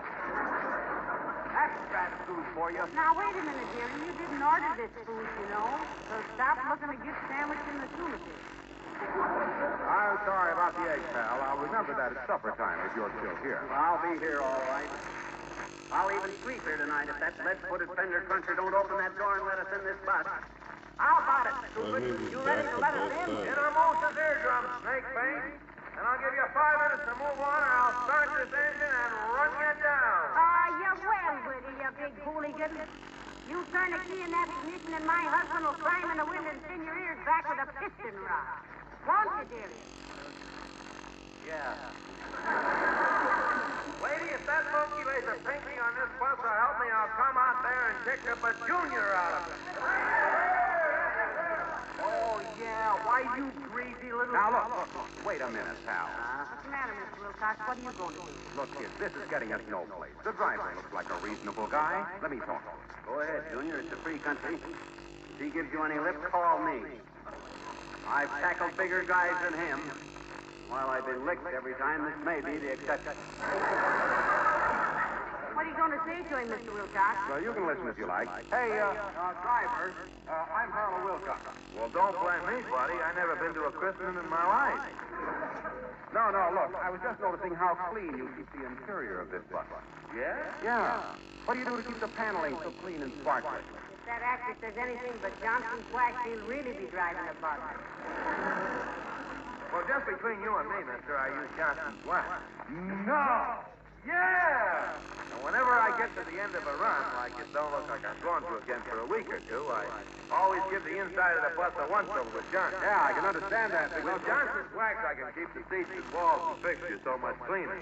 You see, Johnson's wax seals the surface for us, buddy. Dust and dampness don't penetrate. Yeah, I'm quite I always use Johnson's wax. My wife says she always uses it at home on the floors and woodwork and everything, so I use it myself on the inside of the bus. I knew on the outside. Oh, that's great. The reason... I'll try it sometime, buddy. You know, it's great stuff. Yes. Well, now, go down to the the Johnson's Wax branch office on Oak Street. Tell them Jerry Bass sent you. Hey, ain't I seen you someplace before? Probably. I announced the program for Johnson's Wax. Yeah, that's it. That's where I seen you. That accounts for the resemblance. Well, I'll see you later, Wilson. Wilcox. Don Wilcox? No, Harlan Wilcox. Oh, excuse me. I got you confused with Harry Von Zell. You got me confused, all right. Thanks, Jerry. What do you say, Mr. Wilcox? He uses Johnson's Wax. That proves he's a sensible guy. Now, why don't you people get together? I'll get together with him, all right. I'll tear his head off and jam it down his throat. You and how many Marines? Go ahead. Oh, dear, this is so embarrassing. Look at Waxy sneaking off through the crowd. He hates scenes, and anybody that played as much bum Shakespeare in Chautauqua as he did ought to. Look, I'm going to tell this guy what... If this is Officer Mahoney again, I'm going home and start looking up recipes for hacksaw cookies. I'm a doctor. Let me through, please. Give the patient air. Joe, get the license number of that bus and... Molly. Oh, thank goodness it's you, Dr. Gamble. Who's hurt, Molly? When did the accident happen? Well, it hasn't yet, Doctor, but I've been expecting it momentarily ever since McGee stepped in front of that bus. In front of a bus? Great Scott, is he badly hurt? Oh, there you are. Yeah.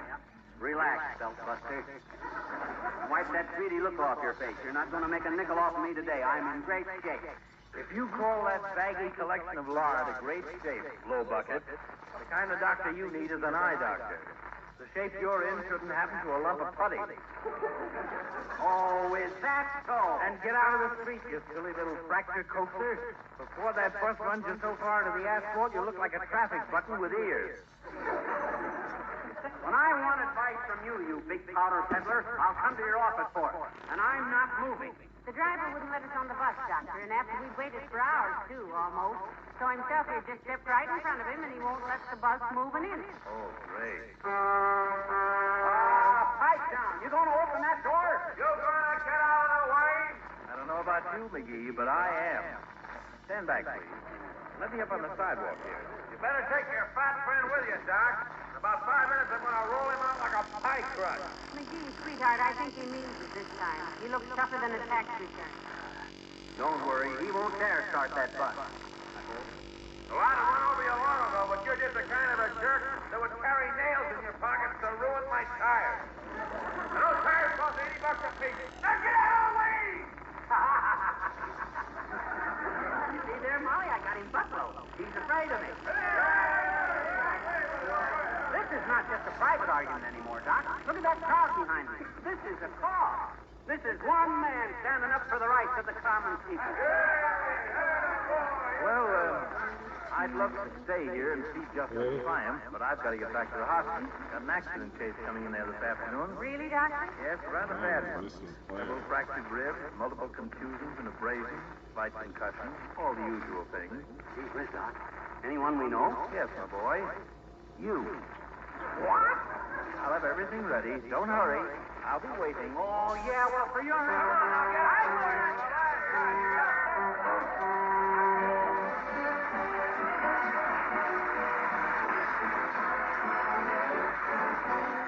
The King's Men sing a medley of Zippity-Doo-Dah, and sooner or later.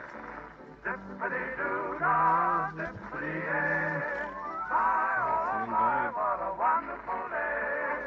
Plenty of sunshine heading my way. Zippity-doo-dah, zip, zip, zippity-yay. Sooner or later you're gonna be coming around. I'll bet you they'll get you. You wait and see. Sooner or later you'll want to be hanging around. I bet you if I let you, you baby me, you're gonna knock on my door. Did it before. Matter of fact, I don't know exactly where. But Oh, sooner shit, or later you're gonna be two coming on two. around. And what I'm moving again. This is One person. Y'all got one person to kill. Now, that's the kind of day when you can't open your mouth without a song jump right out of it. Zippity-doo-dah, Only a boat down still. oh my, Oh, you can't do it. Oh, he just killed it. if sunshine heads my way. Zippity-doo-dah, zippity-yay. It's the bluebirds on my shoulder. It is the truth. It's actual. Everything is satisfactory. Everything is just factual. Zippity-doo-dah, zippity-yay. What a wonderful feeling when you're feeling this way. What a wonderful zippity-doo-dah day.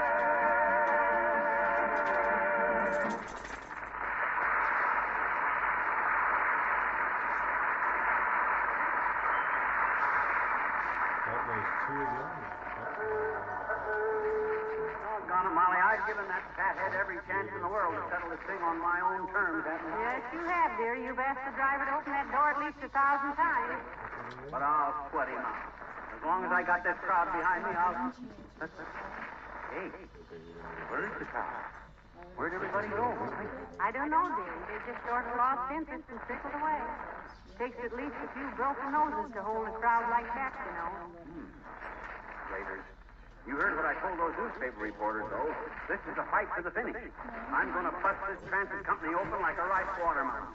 I'm going to... At the next time signal, the time will be exactly 1/2 past.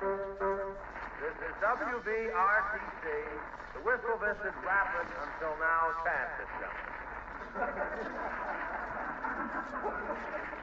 Don't pay any attention to him, Molly. He thinks that's funny.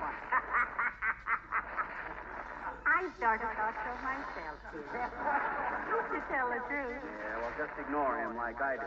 When I get through with you, bus boy, you won't be able to drive a bargain in the Bonton basement. I got influence in this town. I know the mayor. And I know that attitude. It's McGee. Oh, McGee, it's the mayor. Hello, Your Honor. I'm so glad to see you. Hello, Molly. Oh, hi, Elizabeth. Pull up a front bumper and sit down. Just happened to be passing, did you? Yes. Police headquarters is in an uproar because they don't have an ordinance handy to arrest you on, and the bus company is threatening to sue the police force for not arresting you. Yes, I just happened to be passing, my boy. You hear that, Molly? I got this whole town over a barrel. I'm beginning to feel a little like I've been in a barrel myself. Going over Niagara Falls. This thing is really Boy, oh, boy, oh, boy. Wait till you see the papers tonight, Molly. I'll be all over the front pages. If that driver starts that bus, you'll be all over 14th and Oak at least. Don't worry about that guy. I got him stopped like a busted clock. So I see. Yes, sir, and I'm not budging an inch. Look, McGee, as mayor of this city, I'd like to see this controversy settled as soon as possible. I think you should reboot his teammates. Well, we waited a long time to get on this bus, Your Honor. And this bozo slammed the door in our faces and wouldn't let us in. So himself here stood in front of the bus, and I'm proud of it. I keep telling myself. I see. Driver, will you state your case, please? Sure, Your Honor. You see, the bus was full. Thank you. It seems to me that both parties in this case have suffered sufficient discomfort and annoyance. So why don't you open the door, driver? And why don't you get in the bus, please? And why don't you see that he gets safely home, Molly? Please? Yeah, but... Oh, well, okay. You win, mister. But only because the mayor asked me to. Oh. Anyhow, I'm an hour overtime now. Oh, thank you. About time. You'd opened that door a long time ago. No. I won't even ride with that guy now. Let him go, Molly. We'll wait for the next bus. What? Oh, no, McGee. I was standing too close to the front end, I guess. Too close for what? To read the sign, this is the 14th Street bus. We want the Oak Street bus.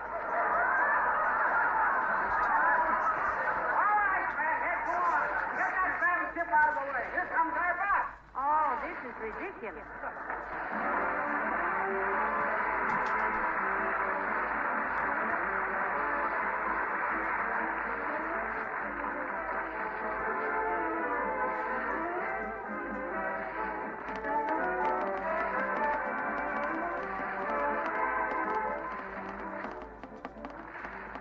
riddle for you. Can you think of anything that gives you more time off when you put it on? Why, sure, it's Johnson's self-polishing glow coat, of course. Put it on your kitchen floor, and you'll be surprised how much time it saves you. In fact, with glow coat, you save time in two ways. First, it's so easy to use. Just apply glow coat, then let it dry. In 20 minutes, without rubbing or buffing, your linoleum is wax polished and really shining. Its color is bright and fresh. Then Johnson's glow coat also gives you more time off because it protects your linoleum and other floors, makes them easier to keep clean. You know how things get spilled and how the children will track in dirt. Well, with regular glow coat protection, you don't have to keep constantly scrubbing your floors to keep them looking nice. You just wipe the surface with a damp cloth, and right away it's sparkling clean again. Try it. For a really bright shine, be sure to get Johnson's self-polishing glow coat.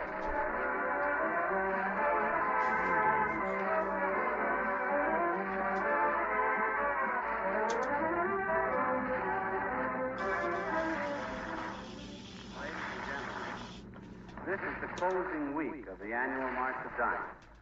The drive for funds to fight the most vicious crippler of our children, infantile paralysis.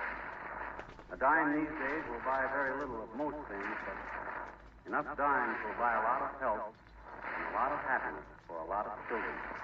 A smile on the face of a youngster who knows he's at last going to be able to run and play again is an awfully good buy for a dime. So give generously to the March of Dimes, won't you? Good night. Good night.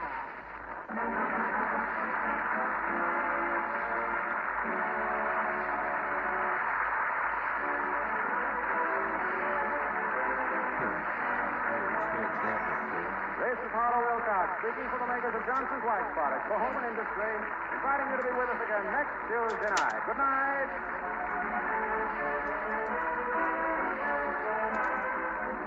NBC, the National Broadcasting Company.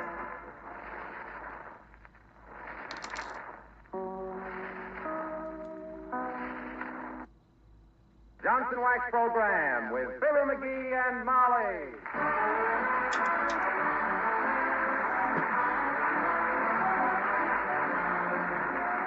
The makers of Johnson's Wax Products for Home and Industry present Fibber McGee and Molly with Bill Thompson, Gail Gordon, Arthur Q. Bryan, and me, Harlow Wilcox. The script is by Don Quinn and Phil Leslie. Music by the King's Men and Billy Mills Orchestra.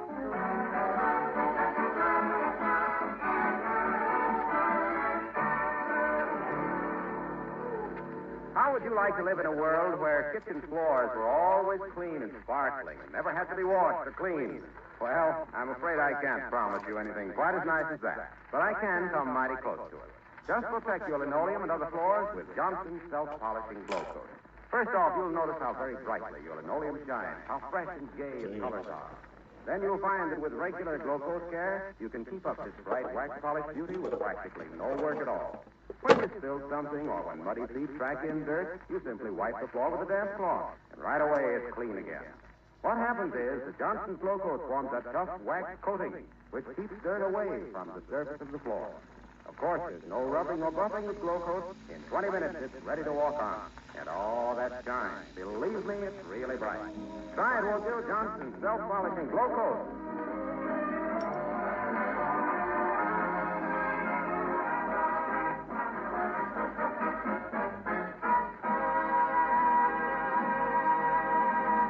When a man starts pacing the floor, kicking the footstools, and twiddling with the window curtains, it's a wise wife who hands him his hat and his bowling ball. As long as they're in the alleys, they're off the street, says Mrs. McGee of Fibber McGee and Molly.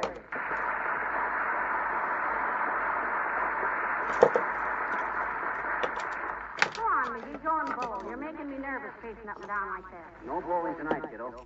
Bowling alley's all tied up with the tournament. Well, then go down to the Elks Club and play cribbage like you did last week. Only this time be sure there's no poker chips in the cup of your trousers when you get home. The Elks Club is being redecorated. Well, for goodness sake, do something. Read something. Take a walk. Play solitaire. I can't play solitaire. Every time I start, I interrupt myself to do card tricks. I know how all of them are done, and it's just a bore. Oh, dear. Well, look, sweetheart, you're in a difficult mood tonight. What do you want to do? Go to a movie? There's As long as you're in such a lather, why don't we go see the razor's edge? That's the princess from the popcorn is better to be here. Furthermore, I don't see... Doggone it, listen to that doorbell. Visitors, visitors, visitors. Man tries to spend a quiet evening at home with his wife, and what happens? Nothing that any smart radio listener can't figure out in advance. Come in. Well, but it's the little girl from across the street, Mom. Hi, Teeny. Hi, Miss McGee. Hi, Miss McGee. Hello, Teeny.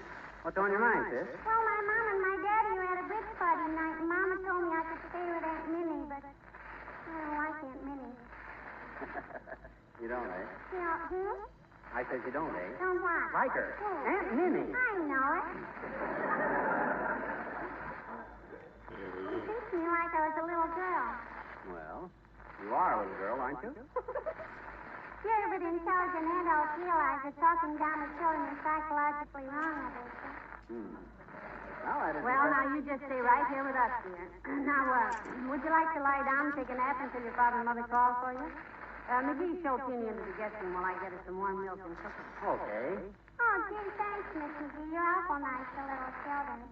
Well, come on, Teeny. Okay. Now, take your shoes off and fall into the trash can. Okay. That's it. Tell me a story, Mr. Willis, please. Tell me.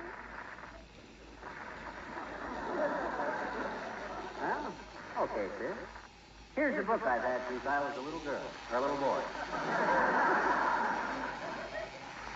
I'll read you one out of this. Once upon a time... Oh. Boy, these two wrote those things with a rubber stamp, didn't they, Mister? Once upon a time, once upon a time, once upon a time. No, that's just tradition. Now be quiet and listen. Okay. Okay. Once upon a time, in a little dell... What's a dell? It's a kind of a shady nook in the woods where green things grow. You mean like Del Pickle? That's exactly what I had in mind. Now, quit interrupting. Okay. Okay. Now, once upon a time, in a little dell by an old smithy... Pardon me for interrupting again, mister, but what's a smithy? A smithy is a blacksmith shop, sis, where they put shoes on horses. Oh.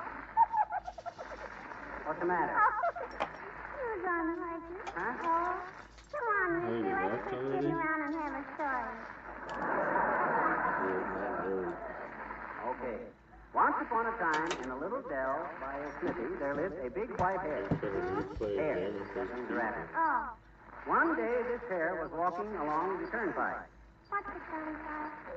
That's a road. Oh. As the little hare walked down the turnpike past a chemist shop, A what, mister? a drugstore. Oh. He was walking down the turnpike past the chemist shop when all of a sudden he saw a sixpence lying in the road. So he... What's a sixpence, mister? And what is that? The sixpence is money. Oh. And just as he picked up the sixpence, a toad stuck his head over a turnstile What's and... a troll and what's a turnstile?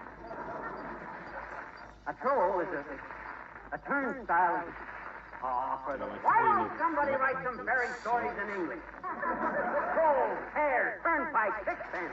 How can any American kid ever... Hey, Teeny. Hey, Teeny. Teeny. Oh, my gosh, I put her to sleep.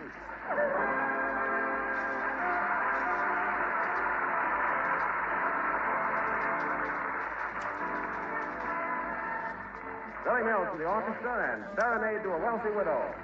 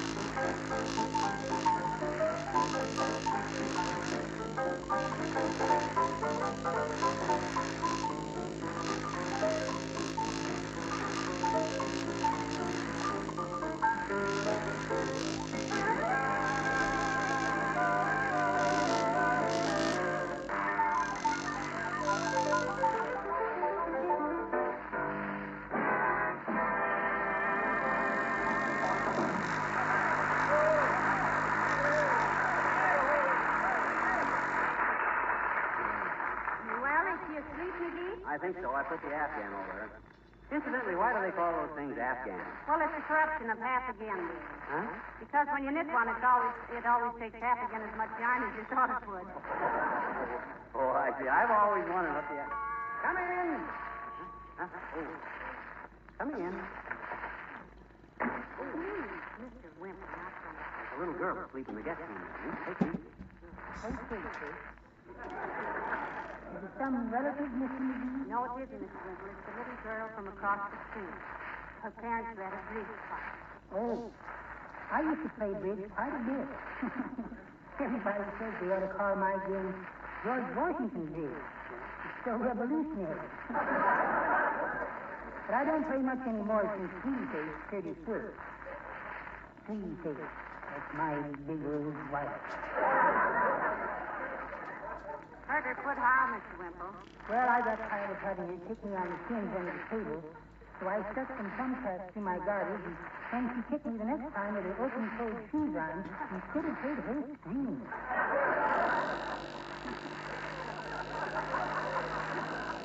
Me, it was prettier than the moonlight sonata. I'll bet you answered for that little mug of hunky business, Wimp. Oh, I really did, Mr. McGee. She took me out on the balcony and said, "Did you do that on purpose, Wallace?" And I said, "Yes, dear, but I'm sorry." And she said, "Oh, that's all right, dear," and took me in her arms. Oh, wasn't that sweet of her? No. Hey? No. She took me in her arms, walked over to the edge of the balcony, and dropped me off. Heavenly days, how high was it? 6th floor. Wow. Fortunately, I landed on the doorman. Maybe you know him, Mr. McGee. He's the one at the Ritz Vista Hotel. They call him Sheldon now. Mr. Wimple, is that black eye you've got a leftover from that little episode? No, Mr. McGee. I just got that this afternoon. Sweetie Face took me because my punctuation was bad. Punctuation? You writing a letter? No, I was sitting at the window with my bird book. Your what, Mr. Wimple? My bird book. And I saw a black crow in a tree, and I pointed it out to Sweetie Face and said, "My, just look at that, old crow." Well, I guess I better be going. Good night, folks.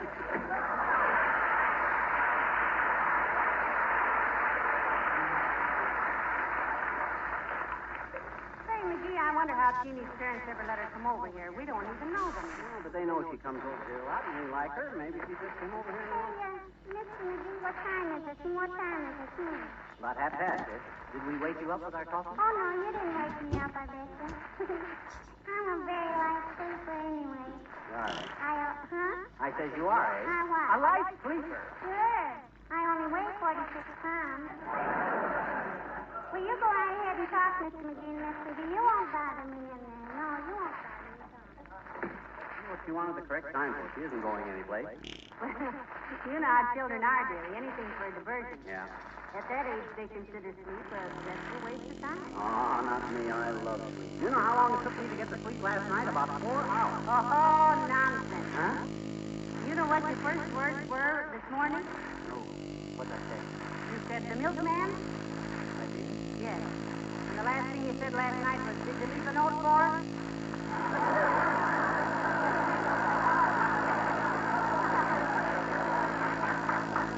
You slept 8.5 hours in the middle of that sentence. What do you know? I'd have sworn I counted sheep until daybreak. Thought I'd gone to sleep by sheer willpower. That just goes to show what the power Hello, Molly. Hello, pal. Hello, Mr. Wilcox. Your voice was freezing when you there's a kid trying to sleep in the guest room. Really? Got house guest? Oh, the little girl from across the street. Her folks are at a bridge party. Mr. McGee, Gosh, aren't you asleep yet, sis? Well, it's just exactly 20 minutes deep. Now paddle your little corpus back to bed. Okay, mister, but wouldn't it be polite to introduce you to your good-looking friend? Huh? Your name's Green? Oh, I'm sorry. Mr. Wilcox, this is Teeny. Teeny, Mr. Harlow Wilcox. I'm very glad to meet you, Teeny. Oh, likewise, you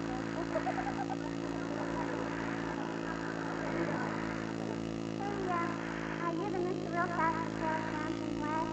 Yes, he is Keen. And now go on, get back to bed. Oh, let her stay up now. Let her stay up. Now, you know about Johnson's wax, Teeny? I'll say I do, Vincent. My mama said when she got married to my daddy that she set up housekeeping on 2 necks, steel patterns, a picture, a pickle dish, and a can of Johnson's wax. She did, eh? Yes, huh? I said she did, eh? Did what? Set up housekeeping with 2 Max Steel Carriage pictures, a pickle dish, And a can of Johnson's wax. That's what I said. That's what she said. Well, your mother's a good housekeeper, apparently, Teeny. Oh, sure she is, Rebecca. She says when she married my daddy, her mother told her 3 things. What were they, Teeny? She said, never speak to a husband until he's had his breakfast coffee. She says a man getting up is like a jalopy on a cold morning. You gotta time him, crank him, and jump back.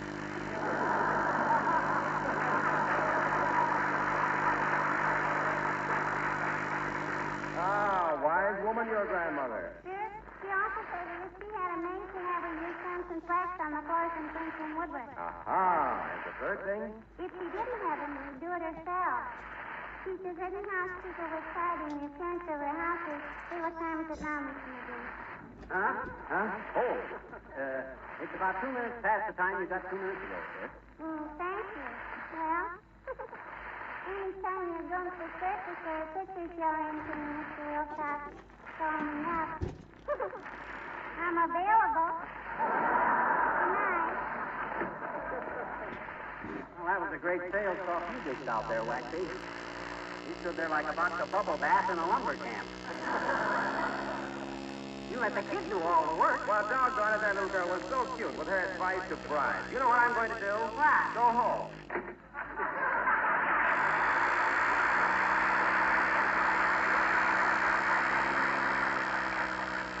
Might as well go home. This week's work is done. Hey, why don't that kid take a nap? My God, she's as sleepless as a lower berth over a flat wheel. Oh, she'll go to sleep. Children her age drop off very easily. They didn't hear you. Come in. Come in, Dad Rabbit, but come in quietly. Oh, for goodness sake, it's Mayor Lacidia. Good evening, Your Honor. Good evening, Molly. Hello, McGee. Hi, Pinnacle. How's everything down in that marble ballot box with the flag on it? You are referring to the City Hall, my friend. Everything is going very well, thank you. The city is in the best shape fiscally that it has been in for many years. Well, isn't that wonderful? Great stuff, a bit, as far as it goes. But you can't throw dust in my eyes with that technical stuff. The real issue is, how is the city stacking up financially? Well, I was just... Dearie, for your information and to save you future embarrassment, fiscal and financial are the same thing. Oh, I don't know what they are. I took fiscal culture in high school, but it wasn't financial.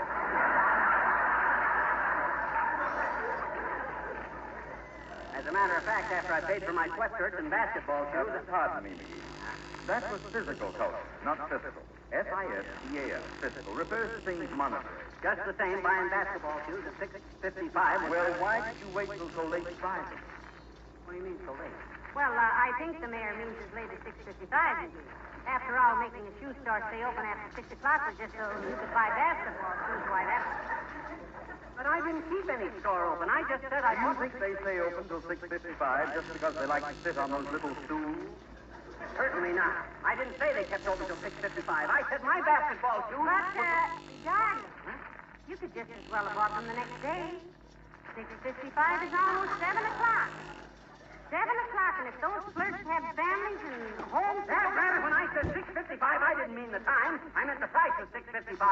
You understand? Certainly. Good. But 6:55 is still not a large enough transaction to keep a Jew clerk from his dinner. I didn't keep any Jew clerks from his dinner. I don't even remember when I bought my basketball shoes. The time doesn't mean 6:55, that was the price. I might even have bought them in the morning. At 6:55 in the morning? Heavenly. Dearie, do you mean you got those people out of bed that early just so you could buy them? No, I didn't. I didn't get anybody out of basketball. The 6:55 first for shore troopers. Look, when I said Now. Take it easy, McGee. Give it a chance. Relax.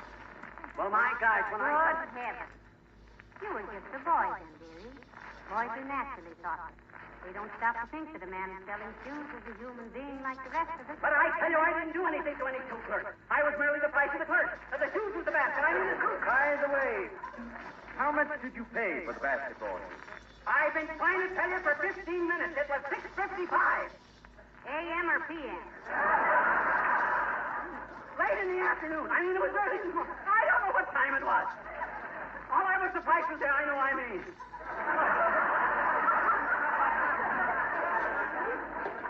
I mean, all I can remember, I forget. I mean, the basketballs, the clerk shooters. I mean, you said that there wasn't any high shooters.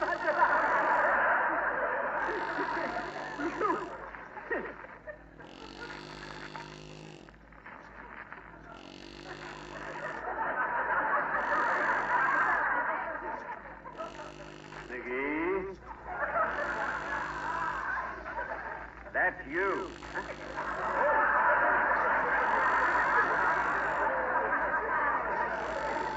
Oh, yeah. Trivia? Yes? I'll never forgive you for this. Making me yell at my wife like that. That's all right, dearie. It gives you a nice, healthy color. Yes, McGee. A little physical exertion like that is quite beneficial. What's so physical about my exertion? It didn't cost me a nickel to exert my physical. I didn't say... Not physical, dearie. He said physical. You see, physical refers to a... Oh, are you leaving, Mr. Mayor? Yes. Yes, this is where I came in. Good day.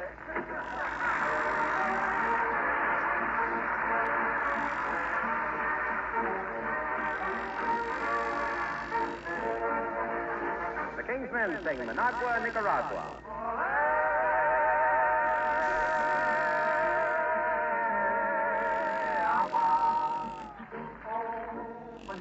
Nicaragua is a beautiful town. You buy a hacienda for a few pesos down. You give it to the lady that you're trying to win. Cut her over hand and doesn't let you come in. Managua, Nicaragua is a heavenly place. You ask the senorita for a reason to place. She answers you, caramba, caramba, paparito. Is Managua, Nicaragua that can be? No! I have been to many tropic ports. Olé! I might be through even Brooklyn. Oleo! If you're ever feeling out of sorts, olé, I recommend you take a look in. At least you ought to see a little bit. At Managua, Nicaragua, for a visit you stop. You buy a big sombrero from a neighborhood shop. And then the girls will follow you like in a parade. That's because they want to walk in the shade.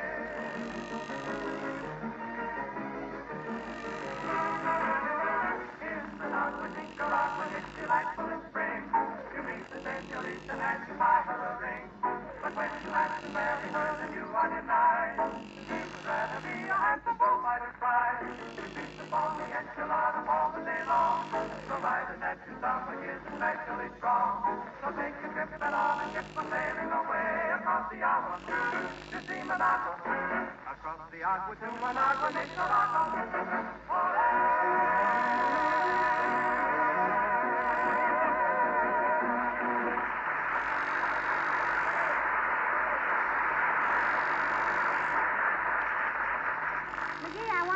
We ought to call up Teeny's parents to make sure they know where she is. Where are you going to call them? If they're out playing bridge someplace, we don't know the number unless she can tell us herself. And Hey, Mr. McGee, what time is it?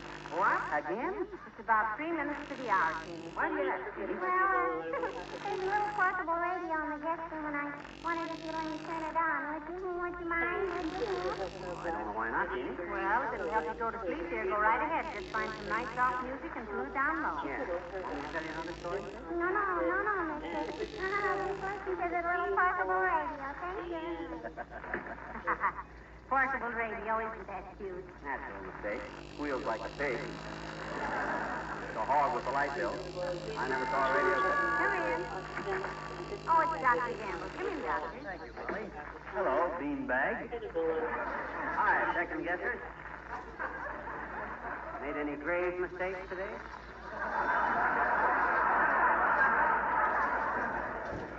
Considering the source of that question, Mudhead, Say, do I hear a radio going somewhere? You hear a radio, but it's not going anywhere. Just sitting on the guest room table. The little girl across the street is spending the evening with us, Doctor, while her parents are out playing cards. Look in on her if you want to. You might drum up a fast game of patty cake, butcher's man.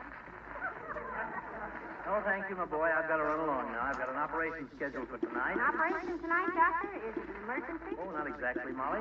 Stopped by to tell you about it, as a matter of fact. You see, I'm performing a lobotomy. Oh, what, Doctor? A lobotomy. Who performed yours? Mine? Yeah. From where I'm standing, you got about the little... McGee!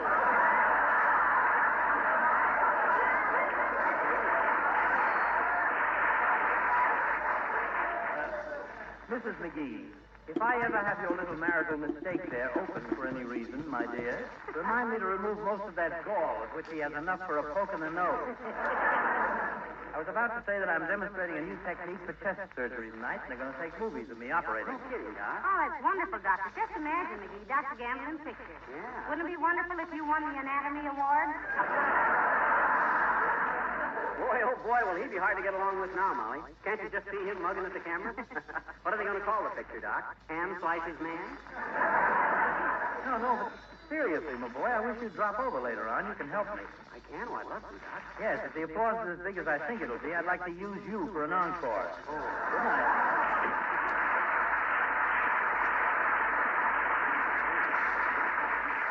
You know, McGee, I bet Dr. Gamble will be very... What's that? Sounds like it comes from the guest room. Heavenly days, McGee. We better look in there. For the last time, Rasty, will you tell us where the class Joan Emerald is hid? It's the radio. Let's talk, Big. Persuade him, Snarly. It'll be a pleasure, Chief, dear. Hey, sis. That's a pretty bloodthirsty program for a little girl. Quiet. It's almost over. Okay, of course. I hit the Emerald.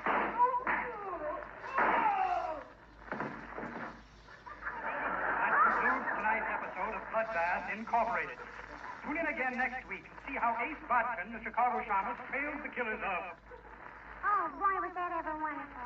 Well, thanks ever so much, Mr. McGee and Miss McGee. I guess I better go home now. Go home, but maybe your folks aren't home yet. Oh, they didn't go anyplace, mister. What? Didn't you tell us they were out playing bridge somewhere, Jeannie? Sure I did, I bet you. They're playing at our house.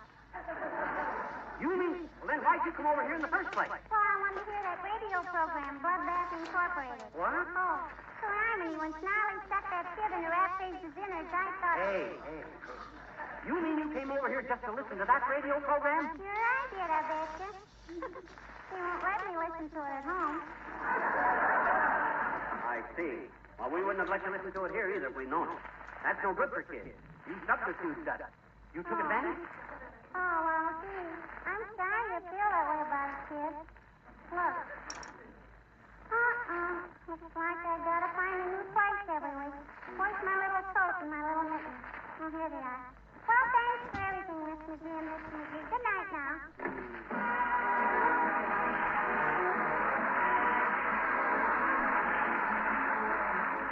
Have you any of the new blonde or other light-colored furniture? It's certainly attractive, but fingerprints and dirt do tend to show up on it, don't they?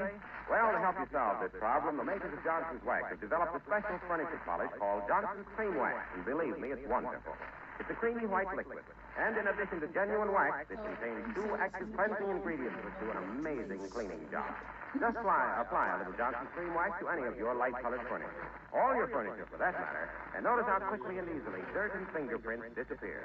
Then, with just a light polishing, see how cream wax gives a smooth, satiny wax luster that's really beautiful. And it's dry, not oily, so dust and dirt won't stick to it. Of course, this makes your housework much easier.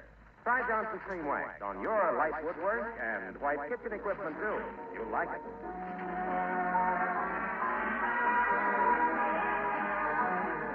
McGee, I hope Teeny's parents weren't mad at her for being here when they thought she was at her Aunt Minnie's. She called up after she got home, said her folks dished out a terrific beating. Oh, no, McGee, a beating? Yeah, to the other couple at bridge. Oh. Said they were so happy about it, they just kissed her. Good night. Good night, all.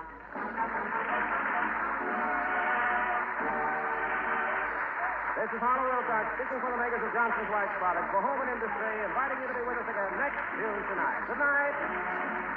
NBC, the National Broadcasting Company.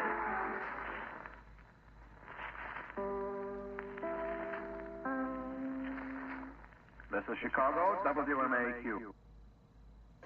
The Johnson Wax Program with Fibber McGee and Molly.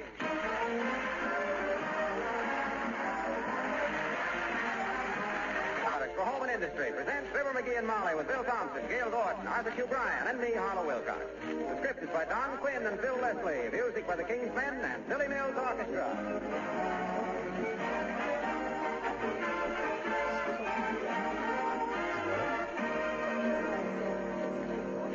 Did you see the recent newspaper article on formality by Emily Post, the country's leading authority on etiquette? Well, it was most interesting. But what caught my eye was the paragraph where Emily Post said, I prefer to compare formality not with a veneer, but with a wax polish that brings out the beauty of the grain in the wood underneath and makes not only a pleasing but a durable finish. End of quote. Well, now, you've often heard me describe the rich, smooth beauty of the wax. Genuine Johnson's Wax gives to all kinds of surfaces. Rub a little Johnson's Wax on a tabletop, say. Polish it, and that table is completely transformed. You'd hardly know it. It glows and shines and sparkles so. All through your home, there are other things that will respond to this magic touch of Johnson's Wax. Its bright protective film adds beauty, not only to your furniture, but to your floors, your radios, sideboards, and 100 other things. By all means, use this old favorite regularly. Johnson's Wax comes in three forms, paste, liquid, and cream. All three have a definite use in your home.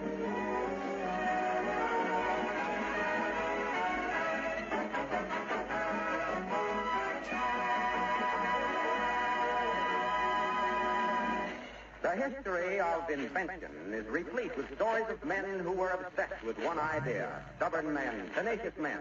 Read about Fulton and the steamboat, Edison and the electric light, Westinghouse and the air brake, Fibber McGee and Molly.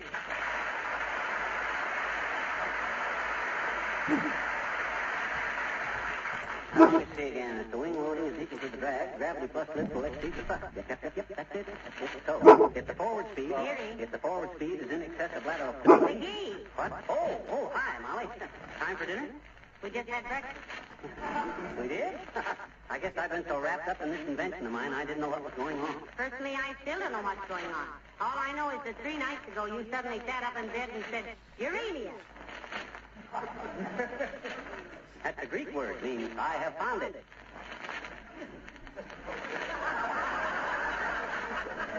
That word is eureka, not uremia. Uremia is a disease. Oh, that's right. Promiscuous uremia. But, baby, I got an idea. I got an idea that's going to knock the theory of aviation into a flat spin. I'm building a model airplane that'll have aircraft flying to Mars every hour on the hour. I have a theory, Mrs. Hand me the note. Quick, stick that slide rule under a cushion. Break those pencils. Atta girl. Shall I swallow the eraser? No. Nobody can figure anything out from that. All clear? Roger. Okay. Come in. No, it's just Mr. Wimple, McGee. What do you mean, just? Even he could be a tool of the interest. Hi, Wimple. Hello, folks. What interest, Mr. McGee? Do you have any connection with aviation, Mr. Wimple? Well, just in a small way, Mr. McGee. See, what did I tell you? What is your small interest in aviation, Wimp? Well, when I ride my bicycle on cold days, I wear a flying helmet and goggles.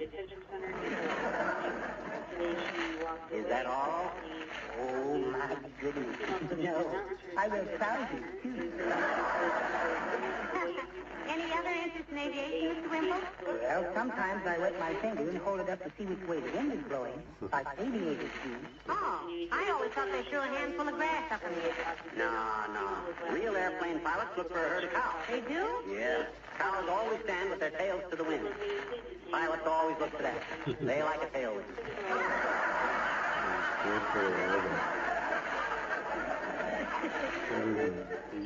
Personally, I've never flown in an airplane. I get busy standing on a sunny table. There's nothing to flying with when you understand the laws of aerodynamics like I do. You want to know the theory of flight? Briefly? There. What is it, Mr. McGee? It's simple. As the plane moves through the air hits the front end of the wing first, you see. As it passes across the wing, the friction heats the air. Hot air always rises. That pulls the tail out. The pilot feels the tail go up and raises the nose up. Thus, the whole airplane goes up. Then the way you'd explain it, it's all a matter of hot air? Exactly. You crack. I used to think that if I never flew in an airplane, I'd never get airsick. But I do. You do? How can you get airsick if you don't fly?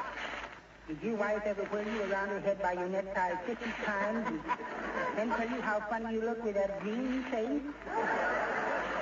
Of course not, Mr. Winkle. I'll have to admit there have been times when the temptation... No. I must not say that. Well, I've got to get home now. And I'd better slow down, too, believe me. Coming over here, I tore around the corner on 2 wheels. Oh, boy. My, it's a wonder you didn't get arrested. Oh, I was on my bicycle. It's long.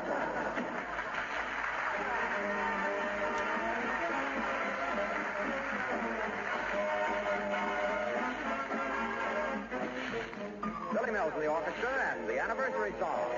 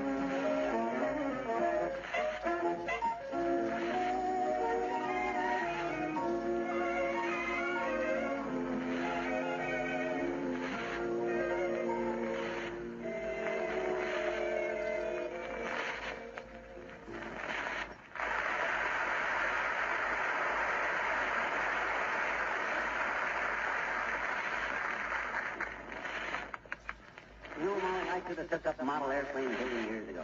It's a great little hobby. So are you. Hmm? Oh, you said hobby. I thought you said hubby. Incidentally, aren't you making that model a little large? Gotta be large to hold the motor. The motor? Yep. See this? Yeah? 1-cylinder gas motor. $31. Wow. This airplane's not only going to fly, kiddo, it's going to prove my new theory of flight. May I ask a question? Certainly, my dear. A thirst for knowledge is a very commendable thing. What's the question? Well, when you walked across the room just now to get that little tiny stick of wood, what was that? The strut. I know, and your pride is excusable. But what was the little piece of wood? That was the strut. Oh. In engineering terms, my child, a strut is an external brake. Oh? You see, when we design airplanes, we must anticipate stresses. Thus, when a plane is caught in a sudden updraft, or thermidor, we must compensate by a rigid flexibility, or it results in a torque fuse or ground loop. Very dangerous at high altitude. Understand? No, do you? No. But neither did Kitty Hawk when she first started building airplanes. Kitty Hawk, Billy, was not a person. It's a place in North Carolina where the Wright brothers first flew. That's a mere detail. I was only referring to Kitty. Remember now, not a word about my plans. There's millions in this thing. Can't take chances. Now, relax, sweetheart. I'm as silent as a cottontail rabbit sitting on a bolt of velvet. Okay. Come in. Oh, it's Dr. Gamble. Just come in, Doctor. How do you do, my dear? Hello, crumb bum. Hi, revenue cutter. Is this just a social call, or did you hope to find somebody squirming in pain?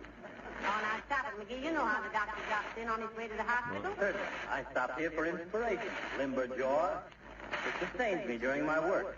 I keep thinking if you can live and be happy with a body like that, there's hope for everybody. I was talking to a couple of your victims, Mugwump. What's a mugwump? That's a bird who sits on a fence with his mug on one side and his... Yes, I remember. Sure, you remember. Olson and Johnson told As a matter of fact, Blackwit, I always have... Nor the tools. Going to the toothpick business? It's a model airplane he's building, Doctor. He says it's... No leaks, Molly. One little hint about what I'm doing, and old blabberpuss here will spread it around like it was Johnson's Gloco. That I resent, hyena boy. I make heated crossword puzzles. I've been known to kick my golf ball from behind a tree. I have even had... You know something? He won't even tell you your own temperature. Well, I guess I was wrong. If you promise to keep it under your teeth round hat, Bucketeeth, I'll tell you what I'm in. Oh, that's probably for you, Doctor. I suppose so. Those switchboard operators sail me around like a piece of chain on a gasoline truck. Hello, Gamble speaking. You must have got Doc's bill and had a relapse. Quiet. Oh, was that again, Mrs. Clatterhat? Clatterhat? I see. Well, tell your husband for me once more that if he has butterflies on his stomach, it's his own fault. I can't do anything about it. Goodbye. Fine doctor. Can't even give the poor guy some bicarbonate. Not for these butterflies. Huh? Had him tattooed on when he was in the Navy and wants me to remove them. Well, see you later, Marblehead. Good day, my dear.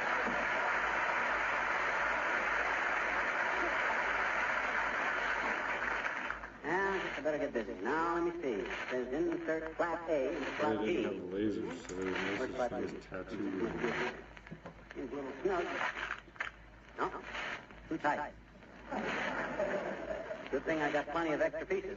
I bought 5 sets, so I just don't have enough. No, folks, I was just going by, and I thought, oh, gee, model airplane. When'd you take that up, Oh, Sal? a couple of days ago, Mr. Wilcox. Seems to be a wonderful hobby if you like sawdust down your neck and nails in your thumb and glue on your shirt. Don't you kid yourself, Snooky. It's the model builders like me that'll design the airplane of the future.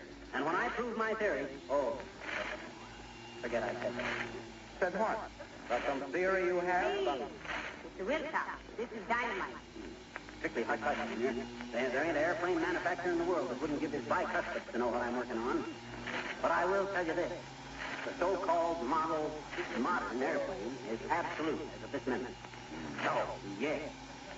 You familiar with airplanes? Only as a passenger. Flew to Cheyenne, Wyoming last week for the company. Emergency. Did you really? What kind of an emergency inquired fun-loving little Fibber, with his merry blue eyes twinkling with mischief because he knew darn well he was going to get plugged with a plug?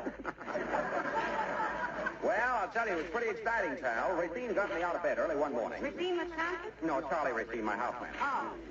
He shook me awake and said, get on the phone quick, boss. So I did. What was it? Uncomfortable, so I got off the phone, got on a chair. Then I picked up the receiver. It was the home office. They said, go to the airport immediately, Wilcox. A truck will meet you with a load of Johnson's Gloco. The self-polishing floor beautifier that shines as it dries, requires no rubbing or buffing, and dries to a sparkling, beautiful, protective finish in 20 minutes or less.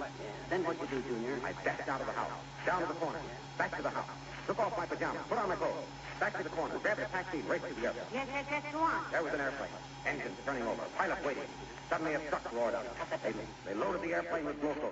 The self-shining white polish that makes the tired old linoleum wink at the coat. Makes you proud of your kitchen. Makes housekeeping so much easier. Dad's at it, get with it. What's this all about, Waxy? Well, the minute the airplane was loaded, I jumped in. We started down the runway. The engines roared. 5 hours later, we were in Colorado Springs. I thought you were going to Cheyenne, Wyoming. We got lost. Well, by that time, I wasn't feeling so good, all that flying on an empty stomach, so I told the pilot to fly the Gloco down to Cheyenne, and I took the train home. But why did Cheyenne want all that Gloco in such a rush? Well, can you imagine that? I never thought to ask. You know what I'm going to do? What? Go home.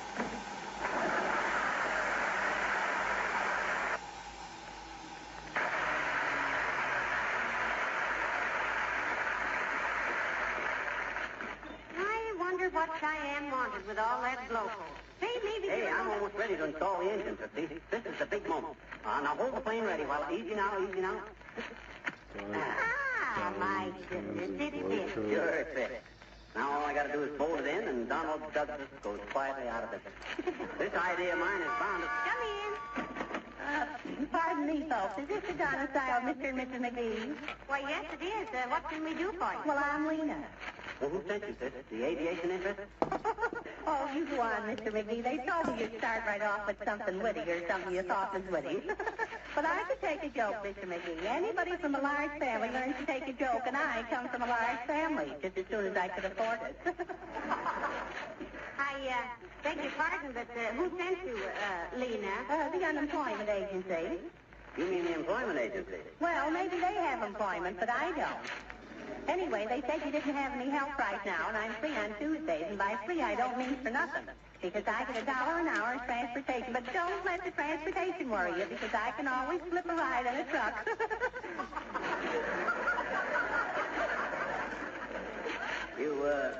You mean you want to work for us, sis? I don't want to work for anybody, Mr. McGee.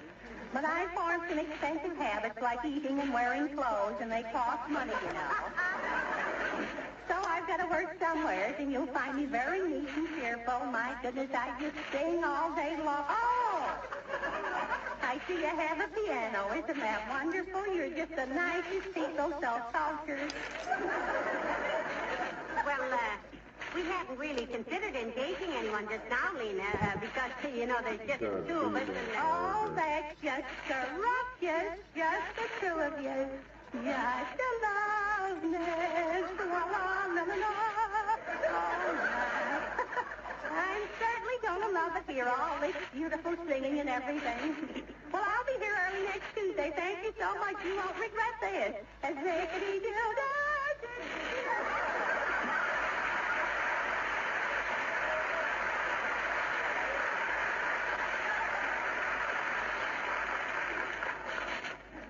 Did we hire her? well, she seems to think we did. Why? I just wondered. I didn't know they had such a strong union.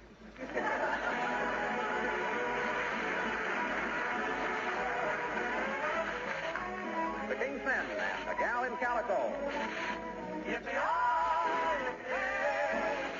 Stay out of my way. Got a gal in calico down in Santa Fe. Used to be her Sunday beau till I rode away. Do I want her? Do I want her love? Yes, sirree. Yes, sirree. Yes, sir. Will I win her? Will I win her love? Wait and see. Working with a rodeo.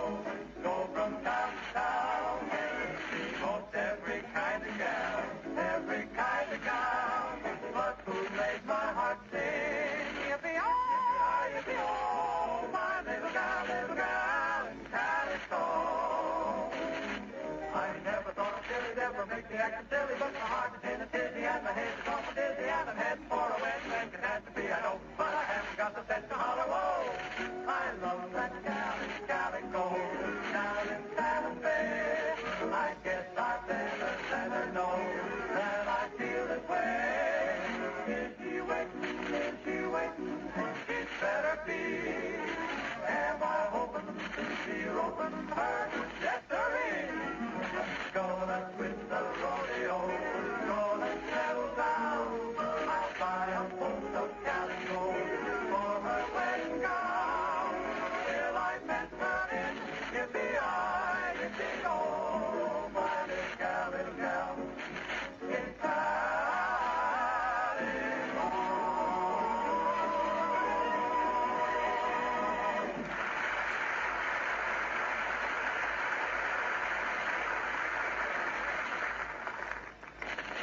Well, I'm practically ready for the big moment, Molly. Any film in the brownie? Yes. Good. But the sticker on the film says must be developed before April 1933. Too bad. This is a historical moment, and I wanted you to take my picture. Oh, you did? Come in. Now watch it, kiddo. Don't volunteer anything. Oh, it's just me and Fibber McGee. Come in, Your Honor. Thank you, Molly. Good day, McGee. Hi, Fibber. You're just the guy I wanted to see. You're a lawyer, aren't you? Yes, although I haven't practiced in some time. Who's suing you for how much? And if you take my advice, you'll settle out of court, because if I know you, you were in the wrong. No, I think this is something else, Your Honor. Isn't it about your idea, dearie? Yes, sir. This is a professional consultation. Yes. Now, look. You know what the next great step in aviation is? Certainly. Supersonic speed. What was that, Henry? Supersonic speed. Speeds in excess of the speed of sound. Exactly. And I got it solved, Latrivia. What? You have? Good heavens, why, this is amazing. Say, what is the speed of sound, by the way? Well, it's about in the neighborhood somewhere around, I'd say. What would you say, Latrivia? You're a lawyer. Well, the speed of sound varies with temperature. At 0 degrees centigrade, it travels approximately 1080 feet per second. Increases about 2 feet per second for every degree rise in temperature. Travels faster through solids than through liquids or gases, and does not travel at all through a vacuum. Oh, it does through our vacuum. We have positively the noisiest vacuum that... Oh, pardon me, gentlemen. That's okay. Now, here's the question, Latrivia. All the experiments up to date have been trying to speed up the airplane to equal the speed of sound. Right? Right. Right. So, I done what had never occurred to anybody else. I built me this little model airplane, Latrivia, and with this airplane, I'm going to solve the problem of supersonic speed. I thought you said you had solved it. I solved the principle of it. All it needs is a little experimenting. But, dearie, this plane will not go faster than sound. I doubt if it'll even do 30 miles an hour. Ah, that's the whole crux to the idea. Everybody's been trying to speed up the airplane. What I'm going to do is develop a slow sound.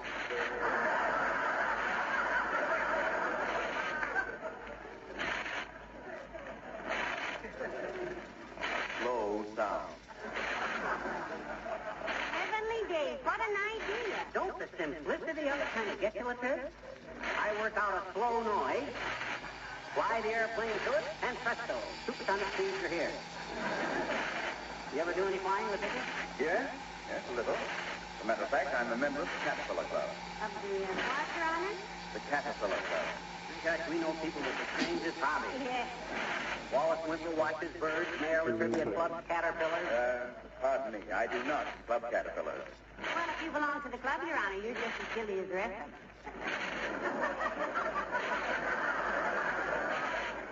Guilty of what, may I ask? Clubbing caterpillars.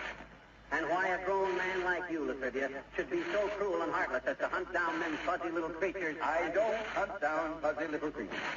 I said I belong to the Caterpillar Club. Don't you know what the Caterpillar Club is? No, and I don't want to. If I knew, I'd feel it my duty to report it to the Society for the Prevention of Cruelty to the... There is no cruelty.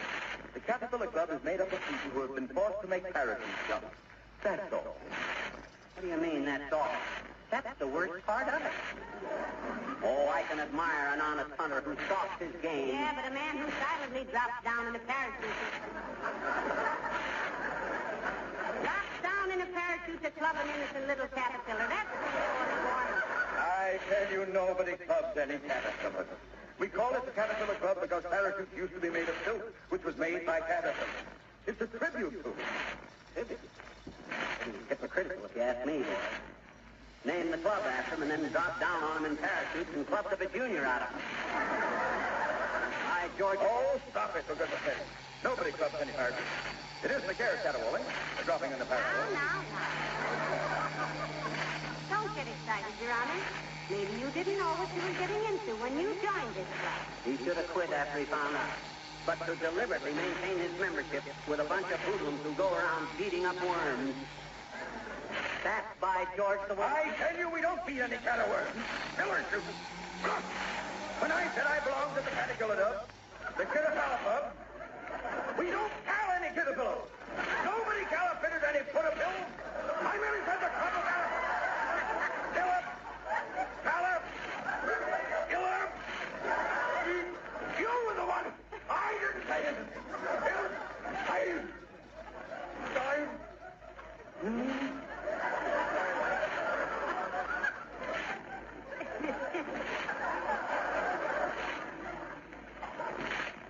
McGee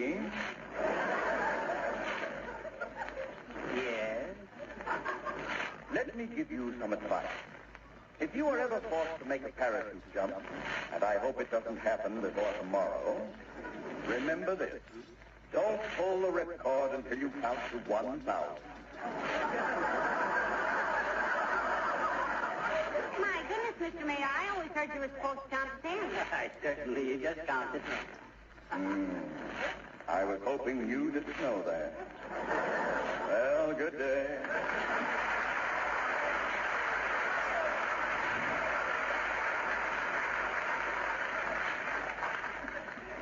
Strange character, isn't he, McGee? Yeah, well, takes all kinds of characters to make a killer. Hey, let's try this airplane. Come on, let's go out in the front yard. All right, let's. Here we are in the front yard. Here's the instruction sheet, Tootsie. You check through the operation. All right, dearie. Number 1, fill the gas tank with eyedrops. Right. I've done that. 2, turn on the switch. Contact. 3, hold plane in left hand and spin propeller with right hand. All clear. Look at her go! Why, she's doing 60 if she's doing 5.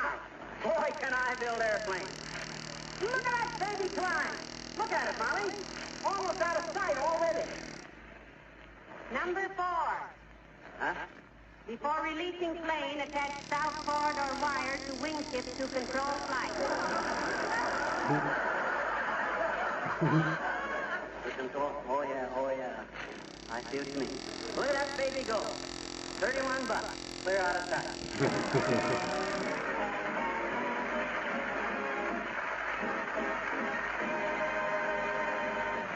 How would you like to bring a little spring sunshine into your kitchen? Yes, right now, in the middle of February. Okay, just follow these easy directions.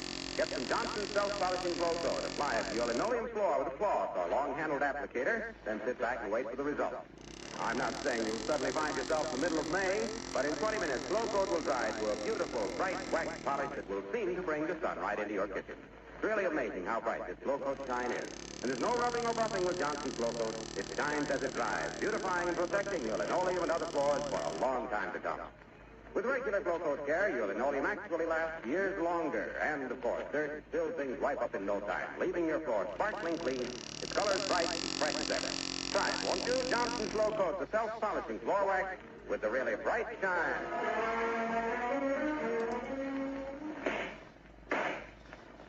No, too fast.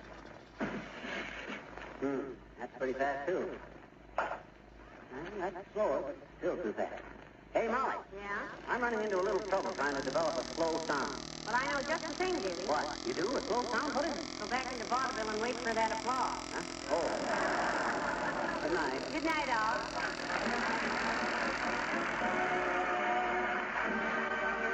This is Harlow Wilcox, speaking for the makers of Johnson's Wax Products for home and industry. And for all of us here tonight, offering our heartiest congratulations to the Boy Scouts of America on their 37th birthday anniversary.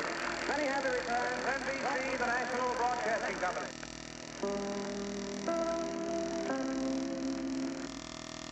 Johnson Wax Program with Fibber McGee and Molly.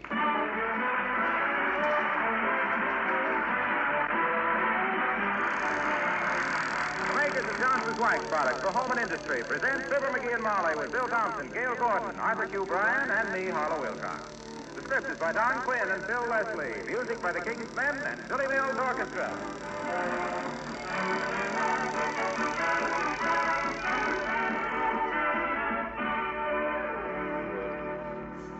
If you have light-painted woodwork in your home, who doesn't these days, I'd like to offer you a little suggestion. Get a bottle of Johnson's Cream Wax. That's right, Cream Wax. Take a cloth and rub a little of this creamy white polish on the most soiled part of the woodwork, preferably where there are dirty fingerprints. If you've never used this newest form of Johnson's Wax, you'll be delighted with what it does. You see, Cream Wax is made especially for furniture and light woodwork. And it contains, besides the wax, 2 effective cleansing ingredients. Cream Wax removes those smudgy fingerprints, soil spots instantly. And with only a light polishing, it leaves a really beautiful, lustrous wax finish. Besides beauty, the wax gives protection against future soiling, makes dusting really easy. Johnson's Cream Wax fills a real need, not only for your furniture and woodwork, but for your white kitchen equipment, too. You probably use Johnson's Paste liquid wax already. Well, now try Johnson's cream wax. You'll like it.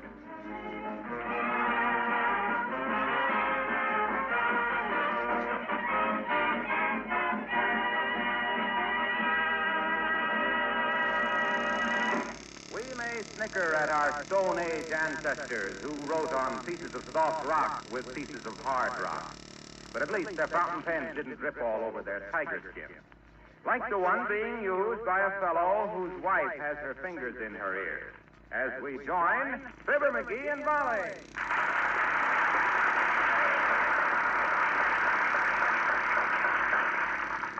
This blah-blah squirt gun, this blankety-dad, blankety-ratted, crabbity-flamed imitation of a whipsawed fly spray, this ram-dazzled fraud, Now, this thing... McGee, please, control yourself. How can anybody control myself when this double-dipped, frag-plastered, rim-fostered fountain pen throws its trim-hassled ink all over my cluck-weasel shirt? Why, I've never heard such language in all my life. I'm shocked. Or I'll bet I would be if I could understand it. What I'm trying to say is this pen is no good. No? No, I could write a cleaner signature with an atomizer. Is that the fountain pen you want on the punch board? Yeah. The one that was guaranteed not just for life, not just forever, but just for 30 days? Yeah, that's the one. To whom are you writing to? I'm making out a couple of checks. I'm strictly the type of guy that likes to keep his credit good. Some of these bills are 6 months old. What about the light bill? What about it? I just got that bill a few days before Christmas. Besides, they got plenty of bills. I read in the paper last night where they just passed a dividend. McGee, I simply don't know how you keep up with financial affairs like that, with all the things that you have to do. My, oh my, isn't it a lovely day? Everybody's so cheerful and all. Yes, are you getting along all right in the kitchen, Lena? Is there anything you need? No, I'm right in the middle of washing those dishes, and I thought I'd better see if you've got a dictionary. I just know you have. You both being so educated and all. You want to look up a word, Lena? I could probably tell you what it means. Oh, no, I don't want to look up anything, Mr. McGee. My gracious, I have enough trouble remembering all the words I know now without taking on any new ones. Well, what do you want to know about the dictionary, then? Well, the way I look at it, Mr. McGee, when a girl wants to get away from the kitchen sink for a few minutes, one excuse is as good as another. Well, I'll go along with that, Lena. Oh, I'm real comfortable out there, though, with that stool to sit on and all. I don't stand up any more than I have to lately since Dr. Gamble pulled those 3 teeth. Dr. Gamble pulled 3 teeth? Out of my leg. Pulled 3 teeth out of your leg? Yeah, a dog bit me, you see. And it was sort of an old dog, and his teeth were loose. He had 2 incisors and a bicuspid. The dog was a German sheepherder, I do believe. My goodness, that can be dangerous. I hope the dog wasn't mad, Lena. No, but I sure was. Although I shouldn't have been, because he was just trying to be accommodating, really. Accommodating? Taking a bite out of you? Yeah, I was giving myself a singing lesson, seeing I was having a little trouble with some of the notes. But when he sunk his teeth in my leg, I hit a high C that broke 3 windows in the dining room.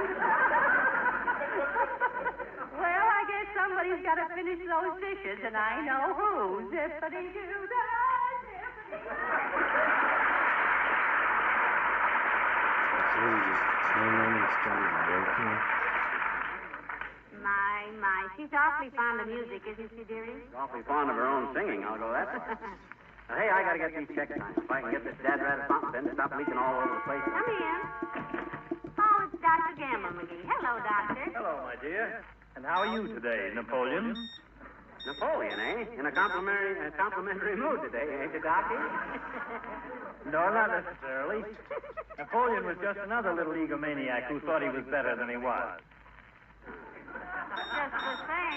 Just the same, Doctor. He almost beat Alexander the Great at Waterloo. No, that was Julius Caesar, Molly. Napoleon lost the Battle of Waterloo to Sigmund Romberg. I'm sorry I mentioned it. When it comes to history, what are those spots on your face, McGee?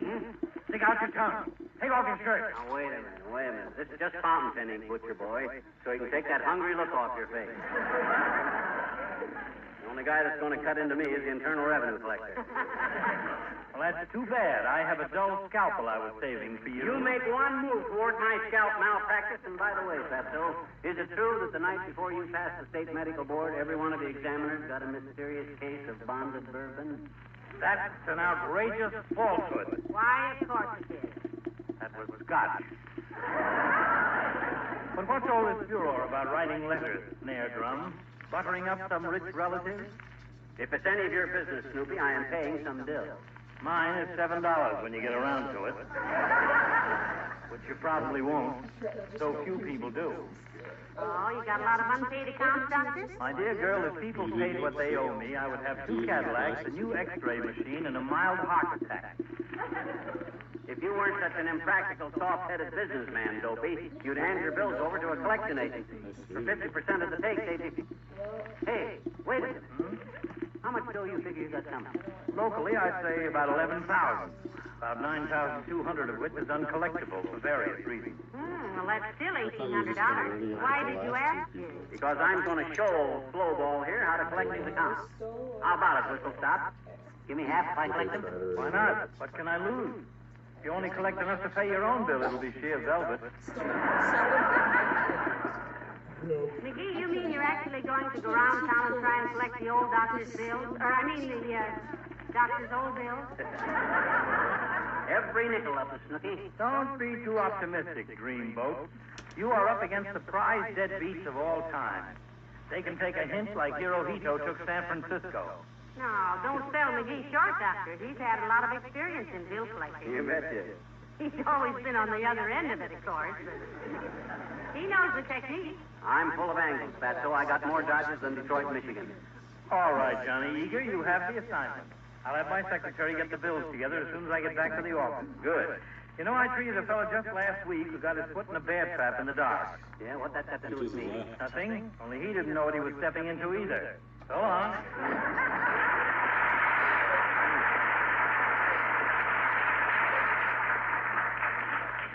You've undertaken quite a chore, haven't you, dearie? Collecting all those dead bills? Oh, my gosh, Molly. I'm just doing it for sentimental reasons. Oh, you are? Yeah. I love money.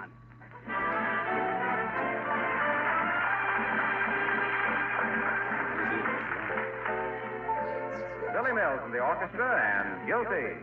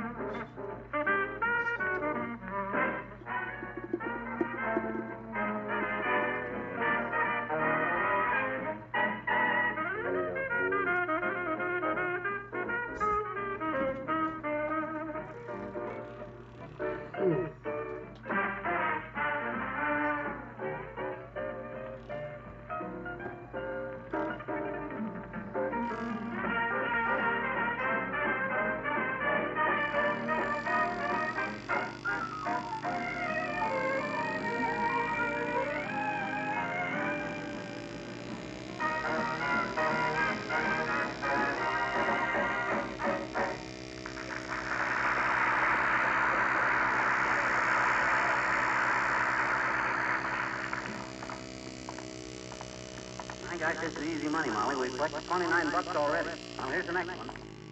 C. Edward Price. House call, $5. Got an argument ready, dearie? I'm the type of guy that's always got an argument ready. One yap out of this taxi, and I'll threaten him with a writ of Sam McMorton. Heavenly days, what on earth is Sam McMorton? I don't know. Just made it up. But just mention the word writ to the average guy, and he folds up like a carpenter's yardstick.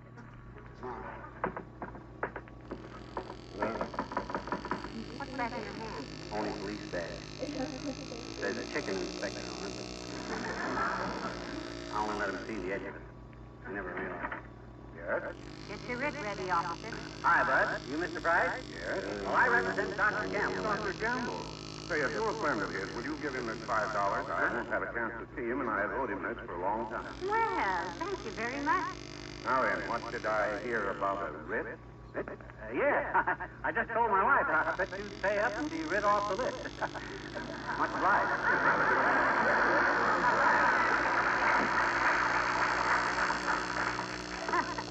He took the wind out of your sails like lightning had struck the mast. It's all going to be this easy. Won't be any fun. $34 collected already without a struggle. Well, we still have to collect 1,766. And that, as the elephant said when he ate the snuff and sneezed, ain't hay season. Where next? Right here. I sorted the bill so the calls would come close together. Mrs. Agatha Trilby. These bill is $12. Delinquent. This one's beauty.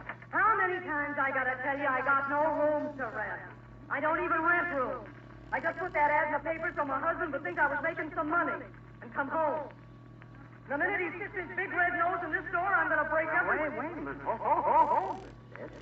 Don't get your house dressed in a hassle. Well, we're not looking for rooms. We're collecting bills for Dr. Gamble. That's quack. I don't owe him $12, and he knows it. How'd you know the amount was $12 if you didn't know it? He was passing by when my twins were born in a taxi cab. I didn't ask him to help. And if he thinks they're only worth $6 apiece, I hate him 24 hours a day.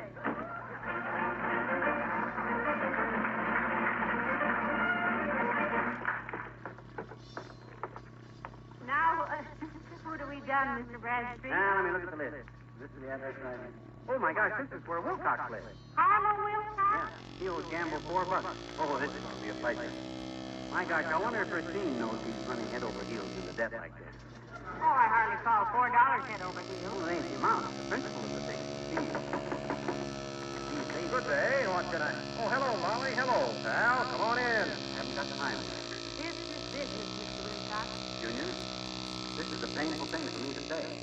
But I hate to see a young man like you deceiving the company you work for. Yeah. After all, they have confidence. What are you talking about? Your debt, Mr. Wilcox. What debt? Don't try to brazen it out, Junior.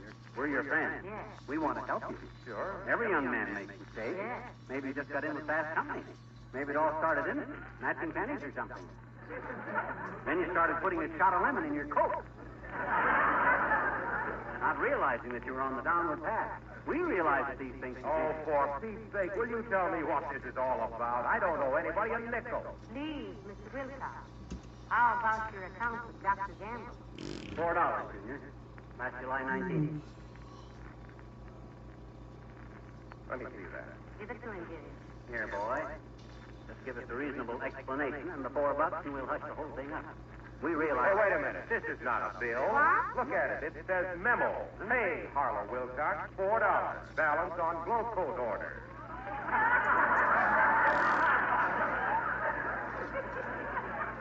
Well, I'll be how'd that get into these bills? Well, we apologize, Mr. Wilcox. Oh, that's all right, folks. I remember the incident very well. I was in Doc's office one day, and I commented on how shabby his linoleum was getting. I told him to use some Johnson's self-polishing glow coat on it. He said his office girl didn't have time. I told him it didn't take any time. Pour a little out, I said. Spread it around, I said. In 20 minutes or less, I said. Okay. We know. And it would make his office linoleum look like new again. Much more attractive and sanitary looking to his patient. So I took some Johnson's glow coat up and showed him. Yeah, but what... He loved it. That glow coat made his office look like it had been refurnished. Really sparkling. Well, sir, Doc was so tickled he ordered a case of glow coat right away. This memo was to pay the balance of the bill. Okay, Waxy. I'm sorry. Come on, Molly, we better go. Hey, wait a minute. What is it, Mr. Wilcox? What do you want? $4. What? Doc owes me $4. It says so right here. Come on. This is a painful thing for me to say, boy. But if the company knew you were holding out payment... Give it to him, McGee, for goodness sake. Okay, I know when I'm late. Here, Waxy, $4. Thank you. You know what I want to do now? What? Go home. Oh, I am home. So long.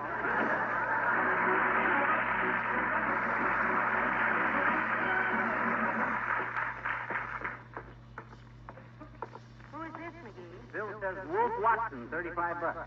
Wow, this is a big one. My cut of that's going to be $17.50. Yeah? Good day, sir. Collector's, Bud. You got a bill against you for $35. Account with Dr. Gamble. Want to pay up, or do I slap you with a writ of Travis Mortimer? Take it easy, Mac. My wife's just inside. Don't you owe this bill, sir? What's it for? I don't remember.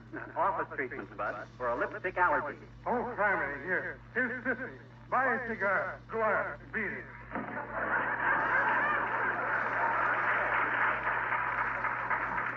Imagine that, a $15 tip. Money talks, even if it only says hi. That bill just said office treatment, $35. How'd you know it was for a lipstick allergy? No, I made that up. He said his wife was just inside, so I thought that would get some fast action. And, let's see. How much money we took in so far yet? $84. Less before you had to pay Mr. Wilcox. That's an even 80. My end of that is $40. Not bad. I could believe good on $40 a day, I could. Well, here's the next victim, baby. What's the name? Lancelot Eisenhower Dempsey. Got him down for $22. Well, we've only had one figure so far. Hello, folks. My Wimple! Heavenly days. What are you doing here, Mr. Wimple? I own this house, Mrs. McGee. But don't tell Sweetie Face. You know my big old wife. Yeah, but who's Lancelot Eisenhower Dempsey? That's me. Huh? I own this house under that name. Well, what's the idea of the extra house, Mr. Wimple? Oh, it's just sort of a hideaway, Mrs. McGee. There isn't any furniture in it, but I come here almost every day and sit on the floor and read my book.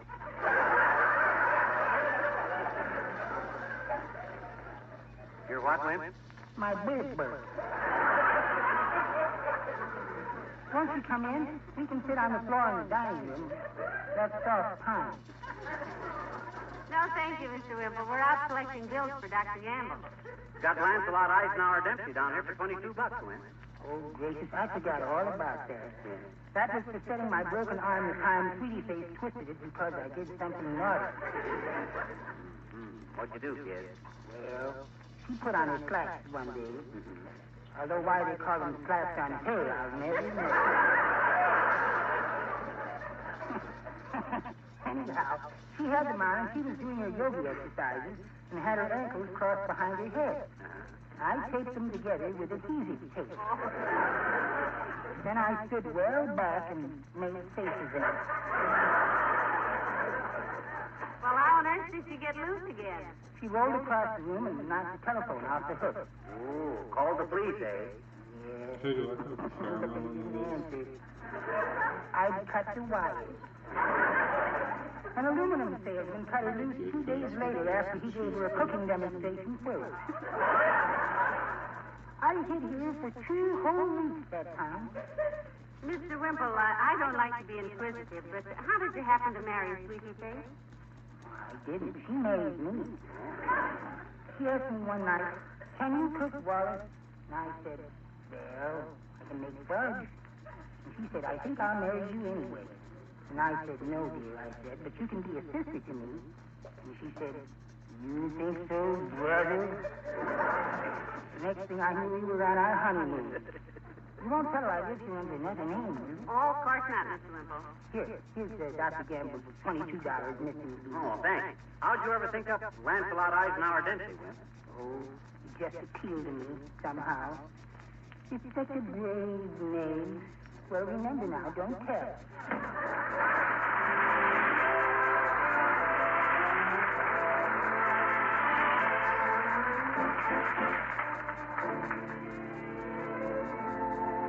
The King's Men sing, "The Leader Doesn't Like Music." Our leader is, to say the least, a most peculiar fellow. He seems to know his instrument from piccolo to cello. He plays all compositions and he plays in every key. But he has one peculiarity. Oh, the leader doesn't like music. Ta-ra-ra, ta-ra-ra, ta-ra-ra-ra. Oh, the maestro, he's no like the music. Ta-ra-ra, ta-ra-ra-ra-ra-ra. Oh, when he was a boy, he never could enjoy the fun that the other fellows had. His father, who was very stern, said, "You must learn mad. Oh, the leader doesn't like music. So the people on the floor may be clamoring for more. With his baton in his hand, he will have you understand that the leader doesn't like music, and the leader doesn't like the band. Oh, the leader hates all kinds of music. Tra-la-la, tra-la-la, tra-la-la-la-la. He doesn't like it sweet.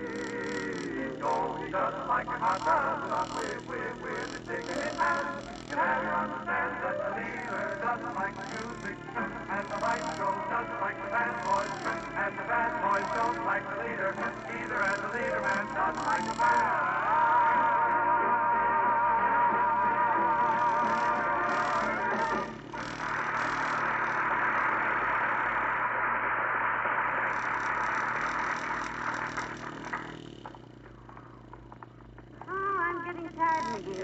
My cabs feel old enough to have cabs of their own.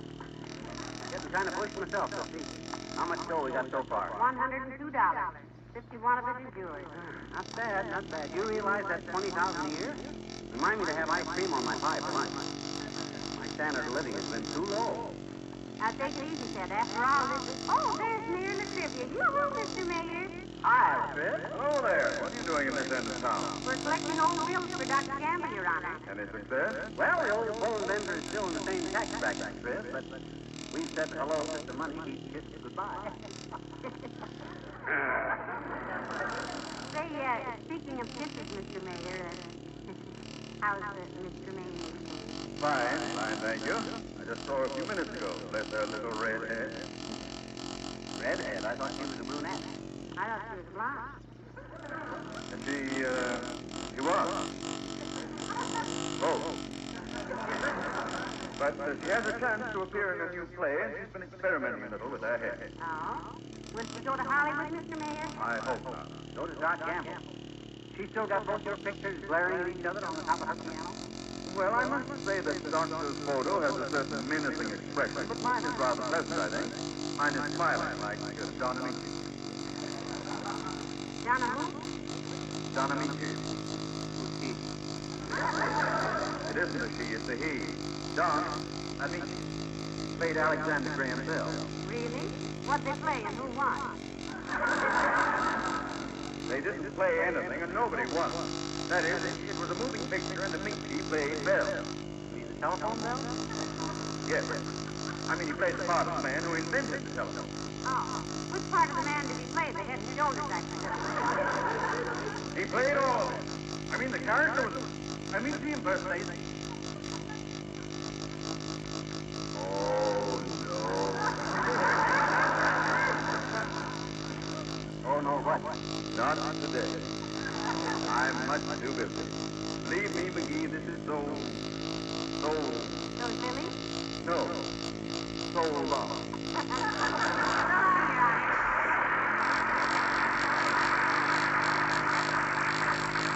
Well, shall we make one more collection, Molly? How far do we have to go? It's right here. I can. Come on. Hi, Bud. You Mr. Andrew White? Yes, I am. Boy. We're collecting for Dr. Gamble. Got a bill against you for $19, Bud. You gonna phony up, or do I slap you with a bit of Tramis mortem? Well, no use making any threats, brother. If I owe the money, I'll be glad to pay. Must have been an oversight. By the way, haven't we met before? Well, personally, I don't know you from a load of hay, except a load of hay is parked outside. Your push is kind of familiar, Bud. You from Peoria? No. What's your name? McGee. Fibber McGee. That's it. Huh? Lead information in Chicago, 1935. Oh, my God. Yeah. You're that Andy White. Well, what do you know? This is my wife, Molly, Andy. Meet Andy White, Molly. How do you do, I'm sure. Well, glad to meet Andy White, Fibber McGee. You remember me, McGee? Oh, I'll say I do, comrade. I and you had a room together at the convention. I filled the pillowcases with water and you threw them out the window to Sherman Hotel.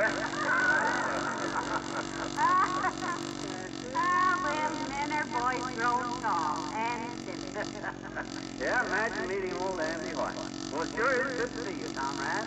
Well, I'm especially happy to see you, too, comrade. Why, comrade? Because, comrade, you owe me $100 I loaned you to pay your hotel bill. Still got the IOU, right? See? $100. Got that much with you? IOUs just been holding on to the last time moment. Well, This say impression. something, comrade. Hello.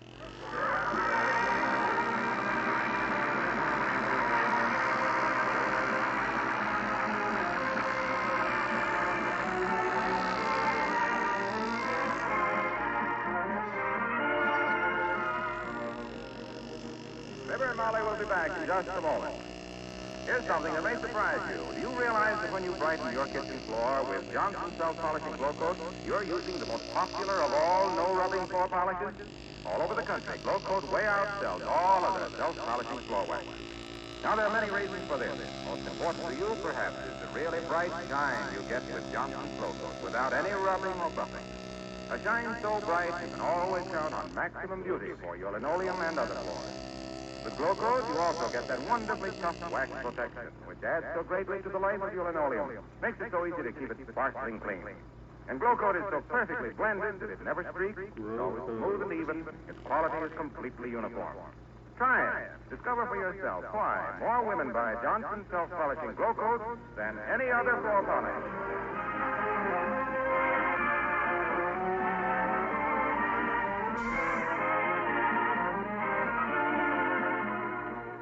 McGee, did you ever get straight on how much we owe Dr. Gamble out of the selection? Yep, $49 for Doc's dough is in that $100 I paid off. Besides the bill for $7 he says we owe him. Heavenly days, now we owe him $56 instead of $7. Yeah. Wonder who's going to try to collect that for him. Good night, all.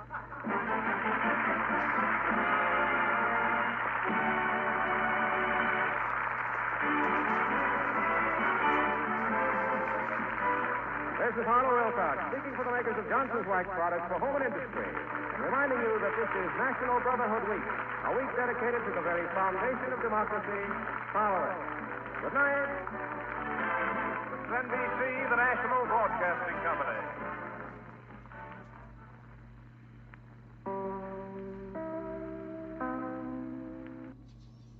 The Johnson Wax Program with Fibber McGee and Molly.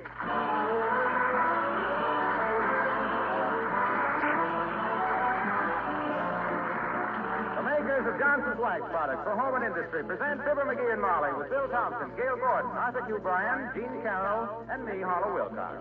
The script is by Don Quinn and Bill Leslie. Music by the King's Men and Billy Mills Orchestra.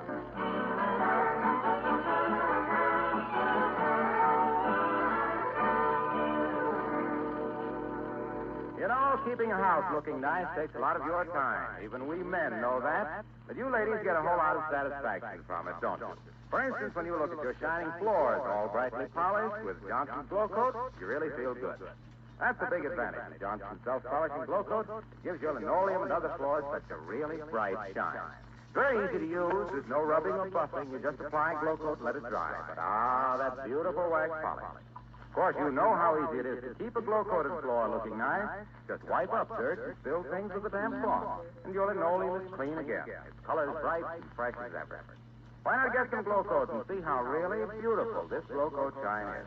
Your dealer has it. Johnson's self-polishing glow coat, the floor finish that gives a brighter shine.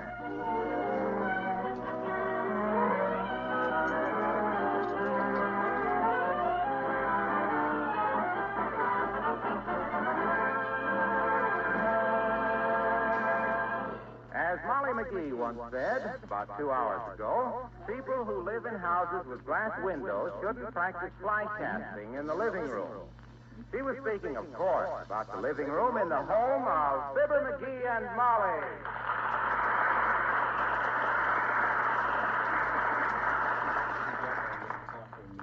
You know, there's one thing about a house with a broken window, dearie. It looks lived in. Yeah. By chance. Well, we needed a new glass in that window anyway. We did? Yeah. It was all scratched up where I used the coal chisel to scrape the frost off at the time them new people moved in across the street, and I wanted to see if they had a decent lawnmower because the one I borrowed from Doc Gamble is just about wore out. Well, you spent enough time at the hardware store to get a window pane with the Battle of Gettysburg in stained glass. Get one, my dear girl. I got 7 of them. 7 new panes of glass. Oh? You got stock in Owens, Illinois or something? Single pane of glass is 90 cents, and I got 7 of them for $6.50.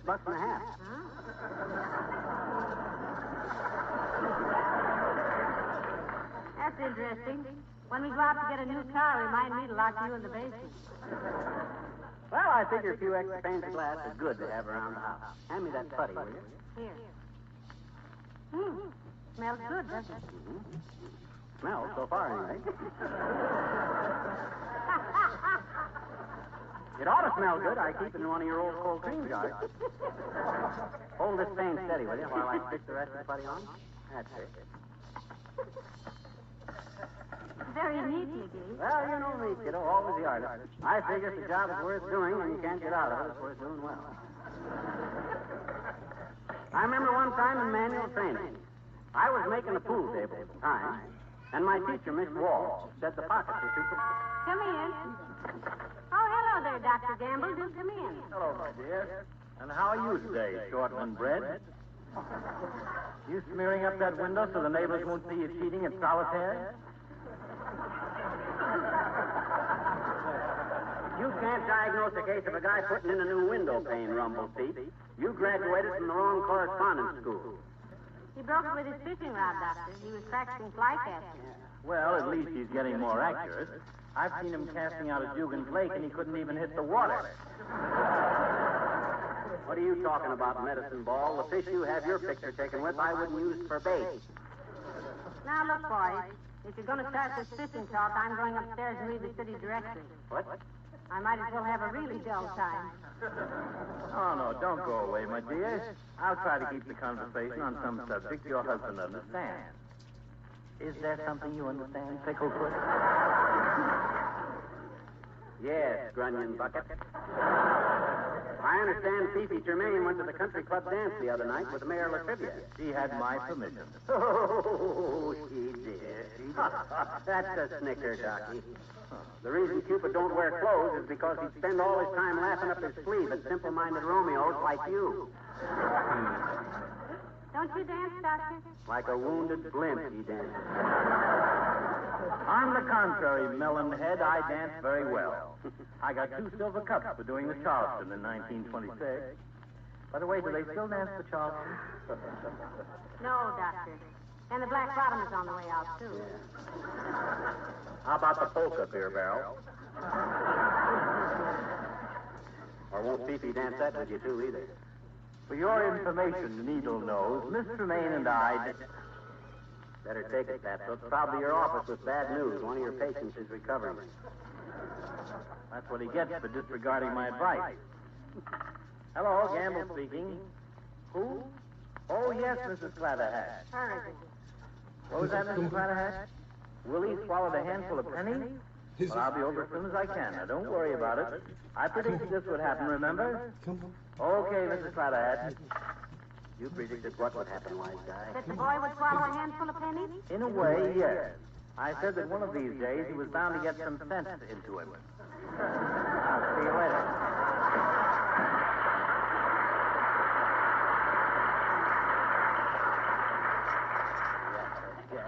Hey, did you see what that clumsy ox did? He slammed the door so hard that window pane fell out again.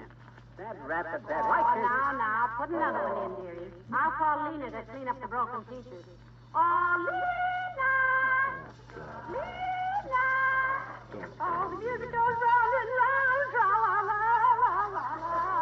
You know, you don't have to call me more than once, Mrs. McGee. I'm always right there at the door listening to everything.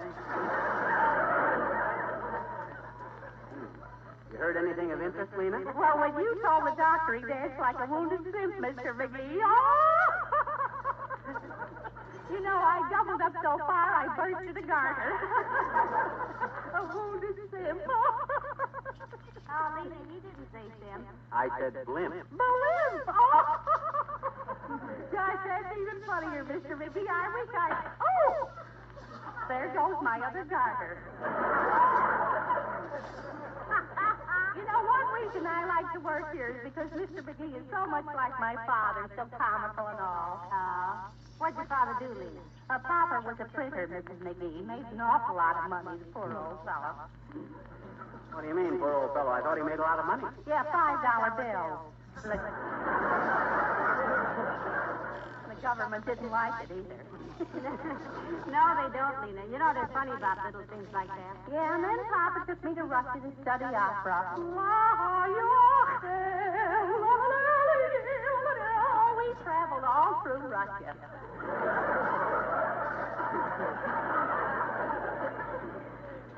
Cross country? Yes, it is awfully. Lena, did you ever do anything with your music? Well, I was told several times what to do with it.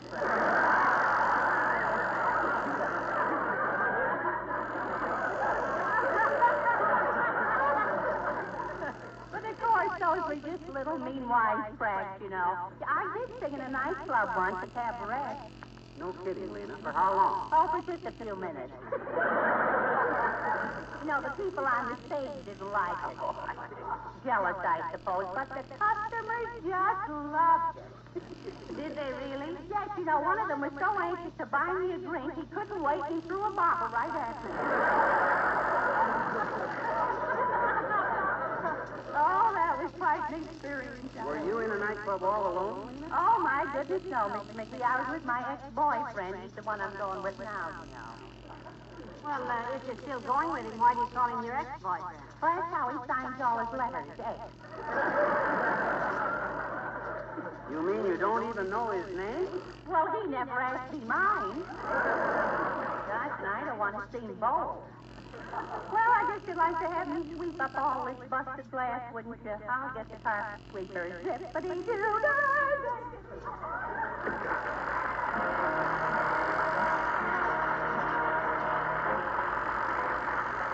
Billy Mills and the orchestra, and it's a good day.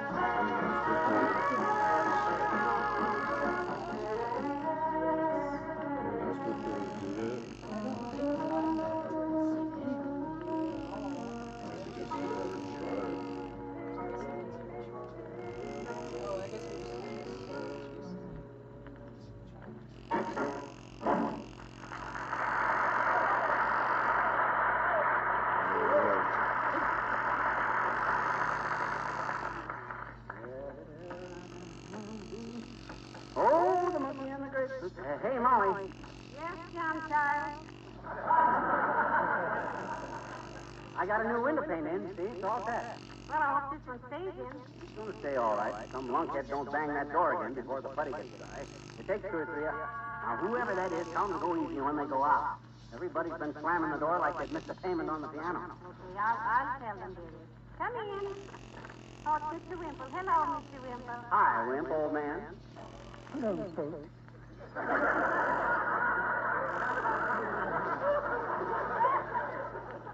Before I forget it, Mr. Wimple, close the door gently when you go out, will you please?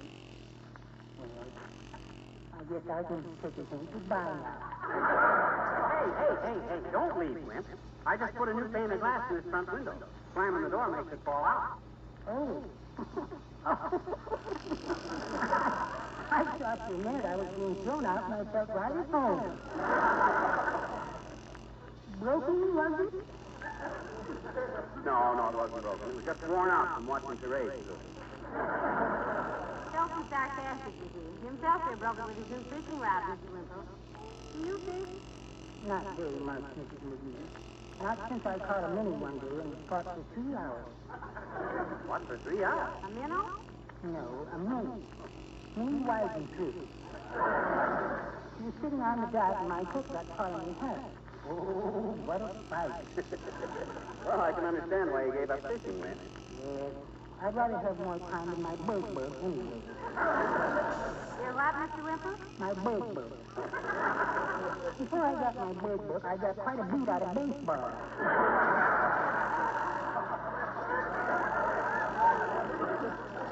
Baseball, eh? Ever play any professional ball, Wimp?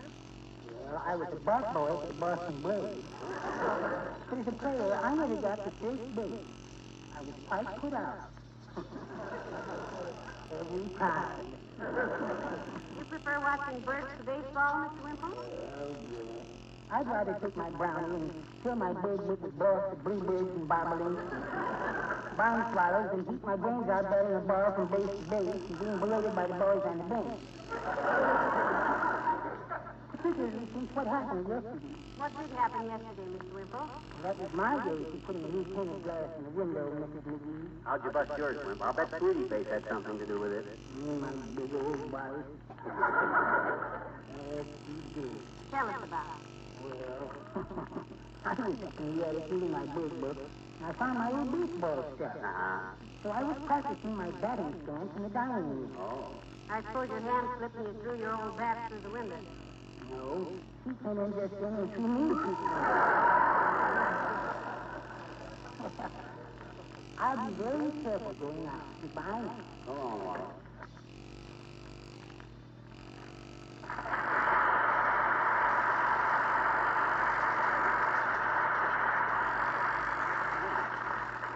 That's a lot better if everybody would only think it was. Is that all right, Mr. McGee? Oh, that was fine, Mr. Wimple. I'm glad. Don't say it, McGee. Can I think it? Well, there's no way I can wash your mind out with soap. Put another pane in there. Okay. I bet if them panes fit a little tighter, they wouldn't keep falling out like this. What'd you measure them with before you bought them? Piece of string, but it fell in a puddle on the way to the store and shrunk a little. That's why the panes are too small. I see. It'll be okay, though. They fit kind of loose, but I fill in the extra space with putty, and that way, as soon as the putty dries, you Hello, folks. Broken glass. Break something? Yes, Mr. Wilcox. Now, there's what I'd call a keen instinct for deduction. You walk in, you see some broken glass, and like a flash, your mind goes into high gear, and whammo, up you come with the answer. With a brain like that, Junior, you ought to go a long way. And just as a suggestion, how about Siberia? All right, so it was an obvious remark. But look, don't you discount my powers of deduction. I said deduction. Yeah? I was a detective once. No kidding. Kitchen police? No, I was a house detective in a Chicago hotel one summer. How exciting. Why'd you ever give up the job, Junior? Asked little Fibber, the fun-loving rover, knowing darn well he could have kept his big fat mouth shut. Well, that's quite a story. How's this bad? I was prowling the halls one night when a fellow I knew got out of the elevator. A man named Connolly, advertising manager for Johnson's Wax. See what I mean? He had a lot of heavy cans under his arm. I helped him into his room with them. They were cans of Johnson's self-polishing Gloco. That's enough, Junior. The rest is history. You asked for this story, and by George, you'll listen to it. Yeah, but I don't know what you're going to say. Well, sir, for 40 minutes, he told me all about Gloco. How it shines as it dries. How it requires no rubbing or buffing. How it brings back the beauty to weary old linoleum. Hush, hush, hush, hush. He told me how the proudest housekeepers in the land use glow coat because it's practically the symbol of a well-kept home. Why, I was beginning to think that with one simple application of glow coat, you could wipe the shame off a pickpocket's record. Yeah, but I'm sure that we... Well, by the time he got through, I was so enthusiastic about Johnson's glow coat, I gave up house detecting and took up house protecting. Look, Waxy. Yes? Why don't you go back to work in the hotel as a house detective? It must be an awful bore you coming in here every week like this. Oh, no, not a chance, pal. That work was really boring. No excitement at all? Hardly any. Most people just call the house sick when they lose their keys. In fact, I gave those boys the idea for that song. What song? Open the door, Dave. Well, see you later.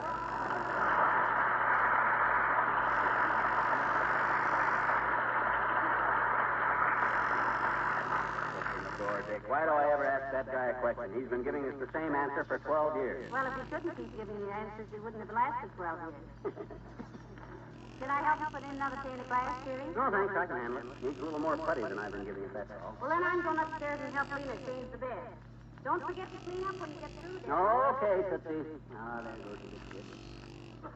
I bet she sometimes wishes she was back in Peoria teaching piano to the kids. At least they could learn something. Whereas I'm just a kind of an nincompoop who can't even put a pane of glass back in the window. Where's that buddy? Come in. Hi, mister. Oh, hi, Jeannie. Now, you better stay over that way from the broken glass. Oh, what you doing, mister? What you been doing? What you been? What's that? Been putting a new pane of glass in his front window, sis. Oh, gee, have you? Yes, huh? I said, have you? Have I what? Been putting some new glass in the window? Who? You. I know it.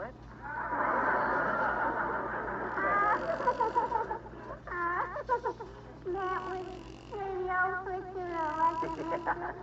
Yeah, well, we had to do it sometime. It's all right to be in the groove till it gets to be a rut. Yeah. Now, excuse me if I work while you talk. What's on your mind? Oh, I said, what's on your mind? I'm very busy. You haven't done anything in particular? But I have, Miss Robertson. Do you know anything about training doggies?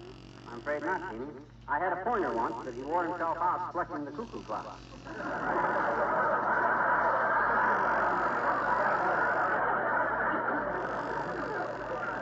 Why, Jack? Well, I'm having some trouble with Margaret, mister. Who's Margaret? She's my dog. You mean she's your dog? No, Margaret's a little boy dog, I betcha. Yeah, but Margaret's a girl's name. Well, he was named after his mother, and his mother was a girl. Oh. I see. Huh? I said I see. See what? I see. Never mind. What's the matter with Margaret? She cries all the time. Maybe she's got a toothache or something. Why don't you take her or him or it to a vet? We did, I betcha. And he said she's in perfectly good health. What kind of a dog is it? She's a boxer. Maybe his trunks are too tight.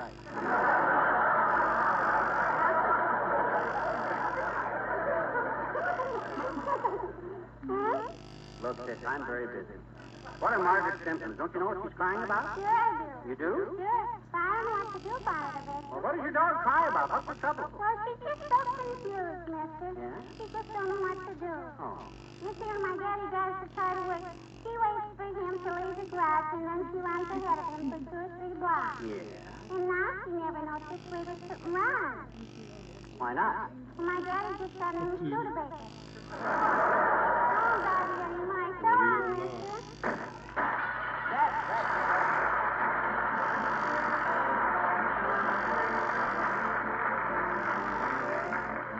The Kingsmen sing Wyoming. Why, oh, why, oh, why, oh, why, oh, why did I ever leave Wyoming? Why, oh, why did I ever have to go? Oh, why did I ever leave Wyoming? 'Cause there's a sheriff back there looking for me. I and fine and oh, give me back my prairie with the cattle and wild game. For the hills are nice and curvy and the women are the same. Where cowboys all yell whoopee as a lariat they twirl, and timber wolves yell at every pretty girl. Oh, why did I ever leave Wyoming? Why did I ever have to go? Oh, why did I ever leave Wyoming? 'Cause there's a sheriff back there looking for me. I can't go, and I can't go, and I time I hear that fiddle play, I wonder why didn't they? Back home in old Wyoming, where they never heard of fear, they use iodine for ketchup and put strychnine in their beer. And all my pals in Casper who are just as tough as nails, they get their daily exercise from busting out of jail. My uncle lives in Callahan, is as honest as the sun. He worked 6 years in a warehouse and he never took a one. The sheriff finally got him and no more will Uncle roam. They caught him working in a bank and taking samples home. Oh, why did I ever leave Wyoming?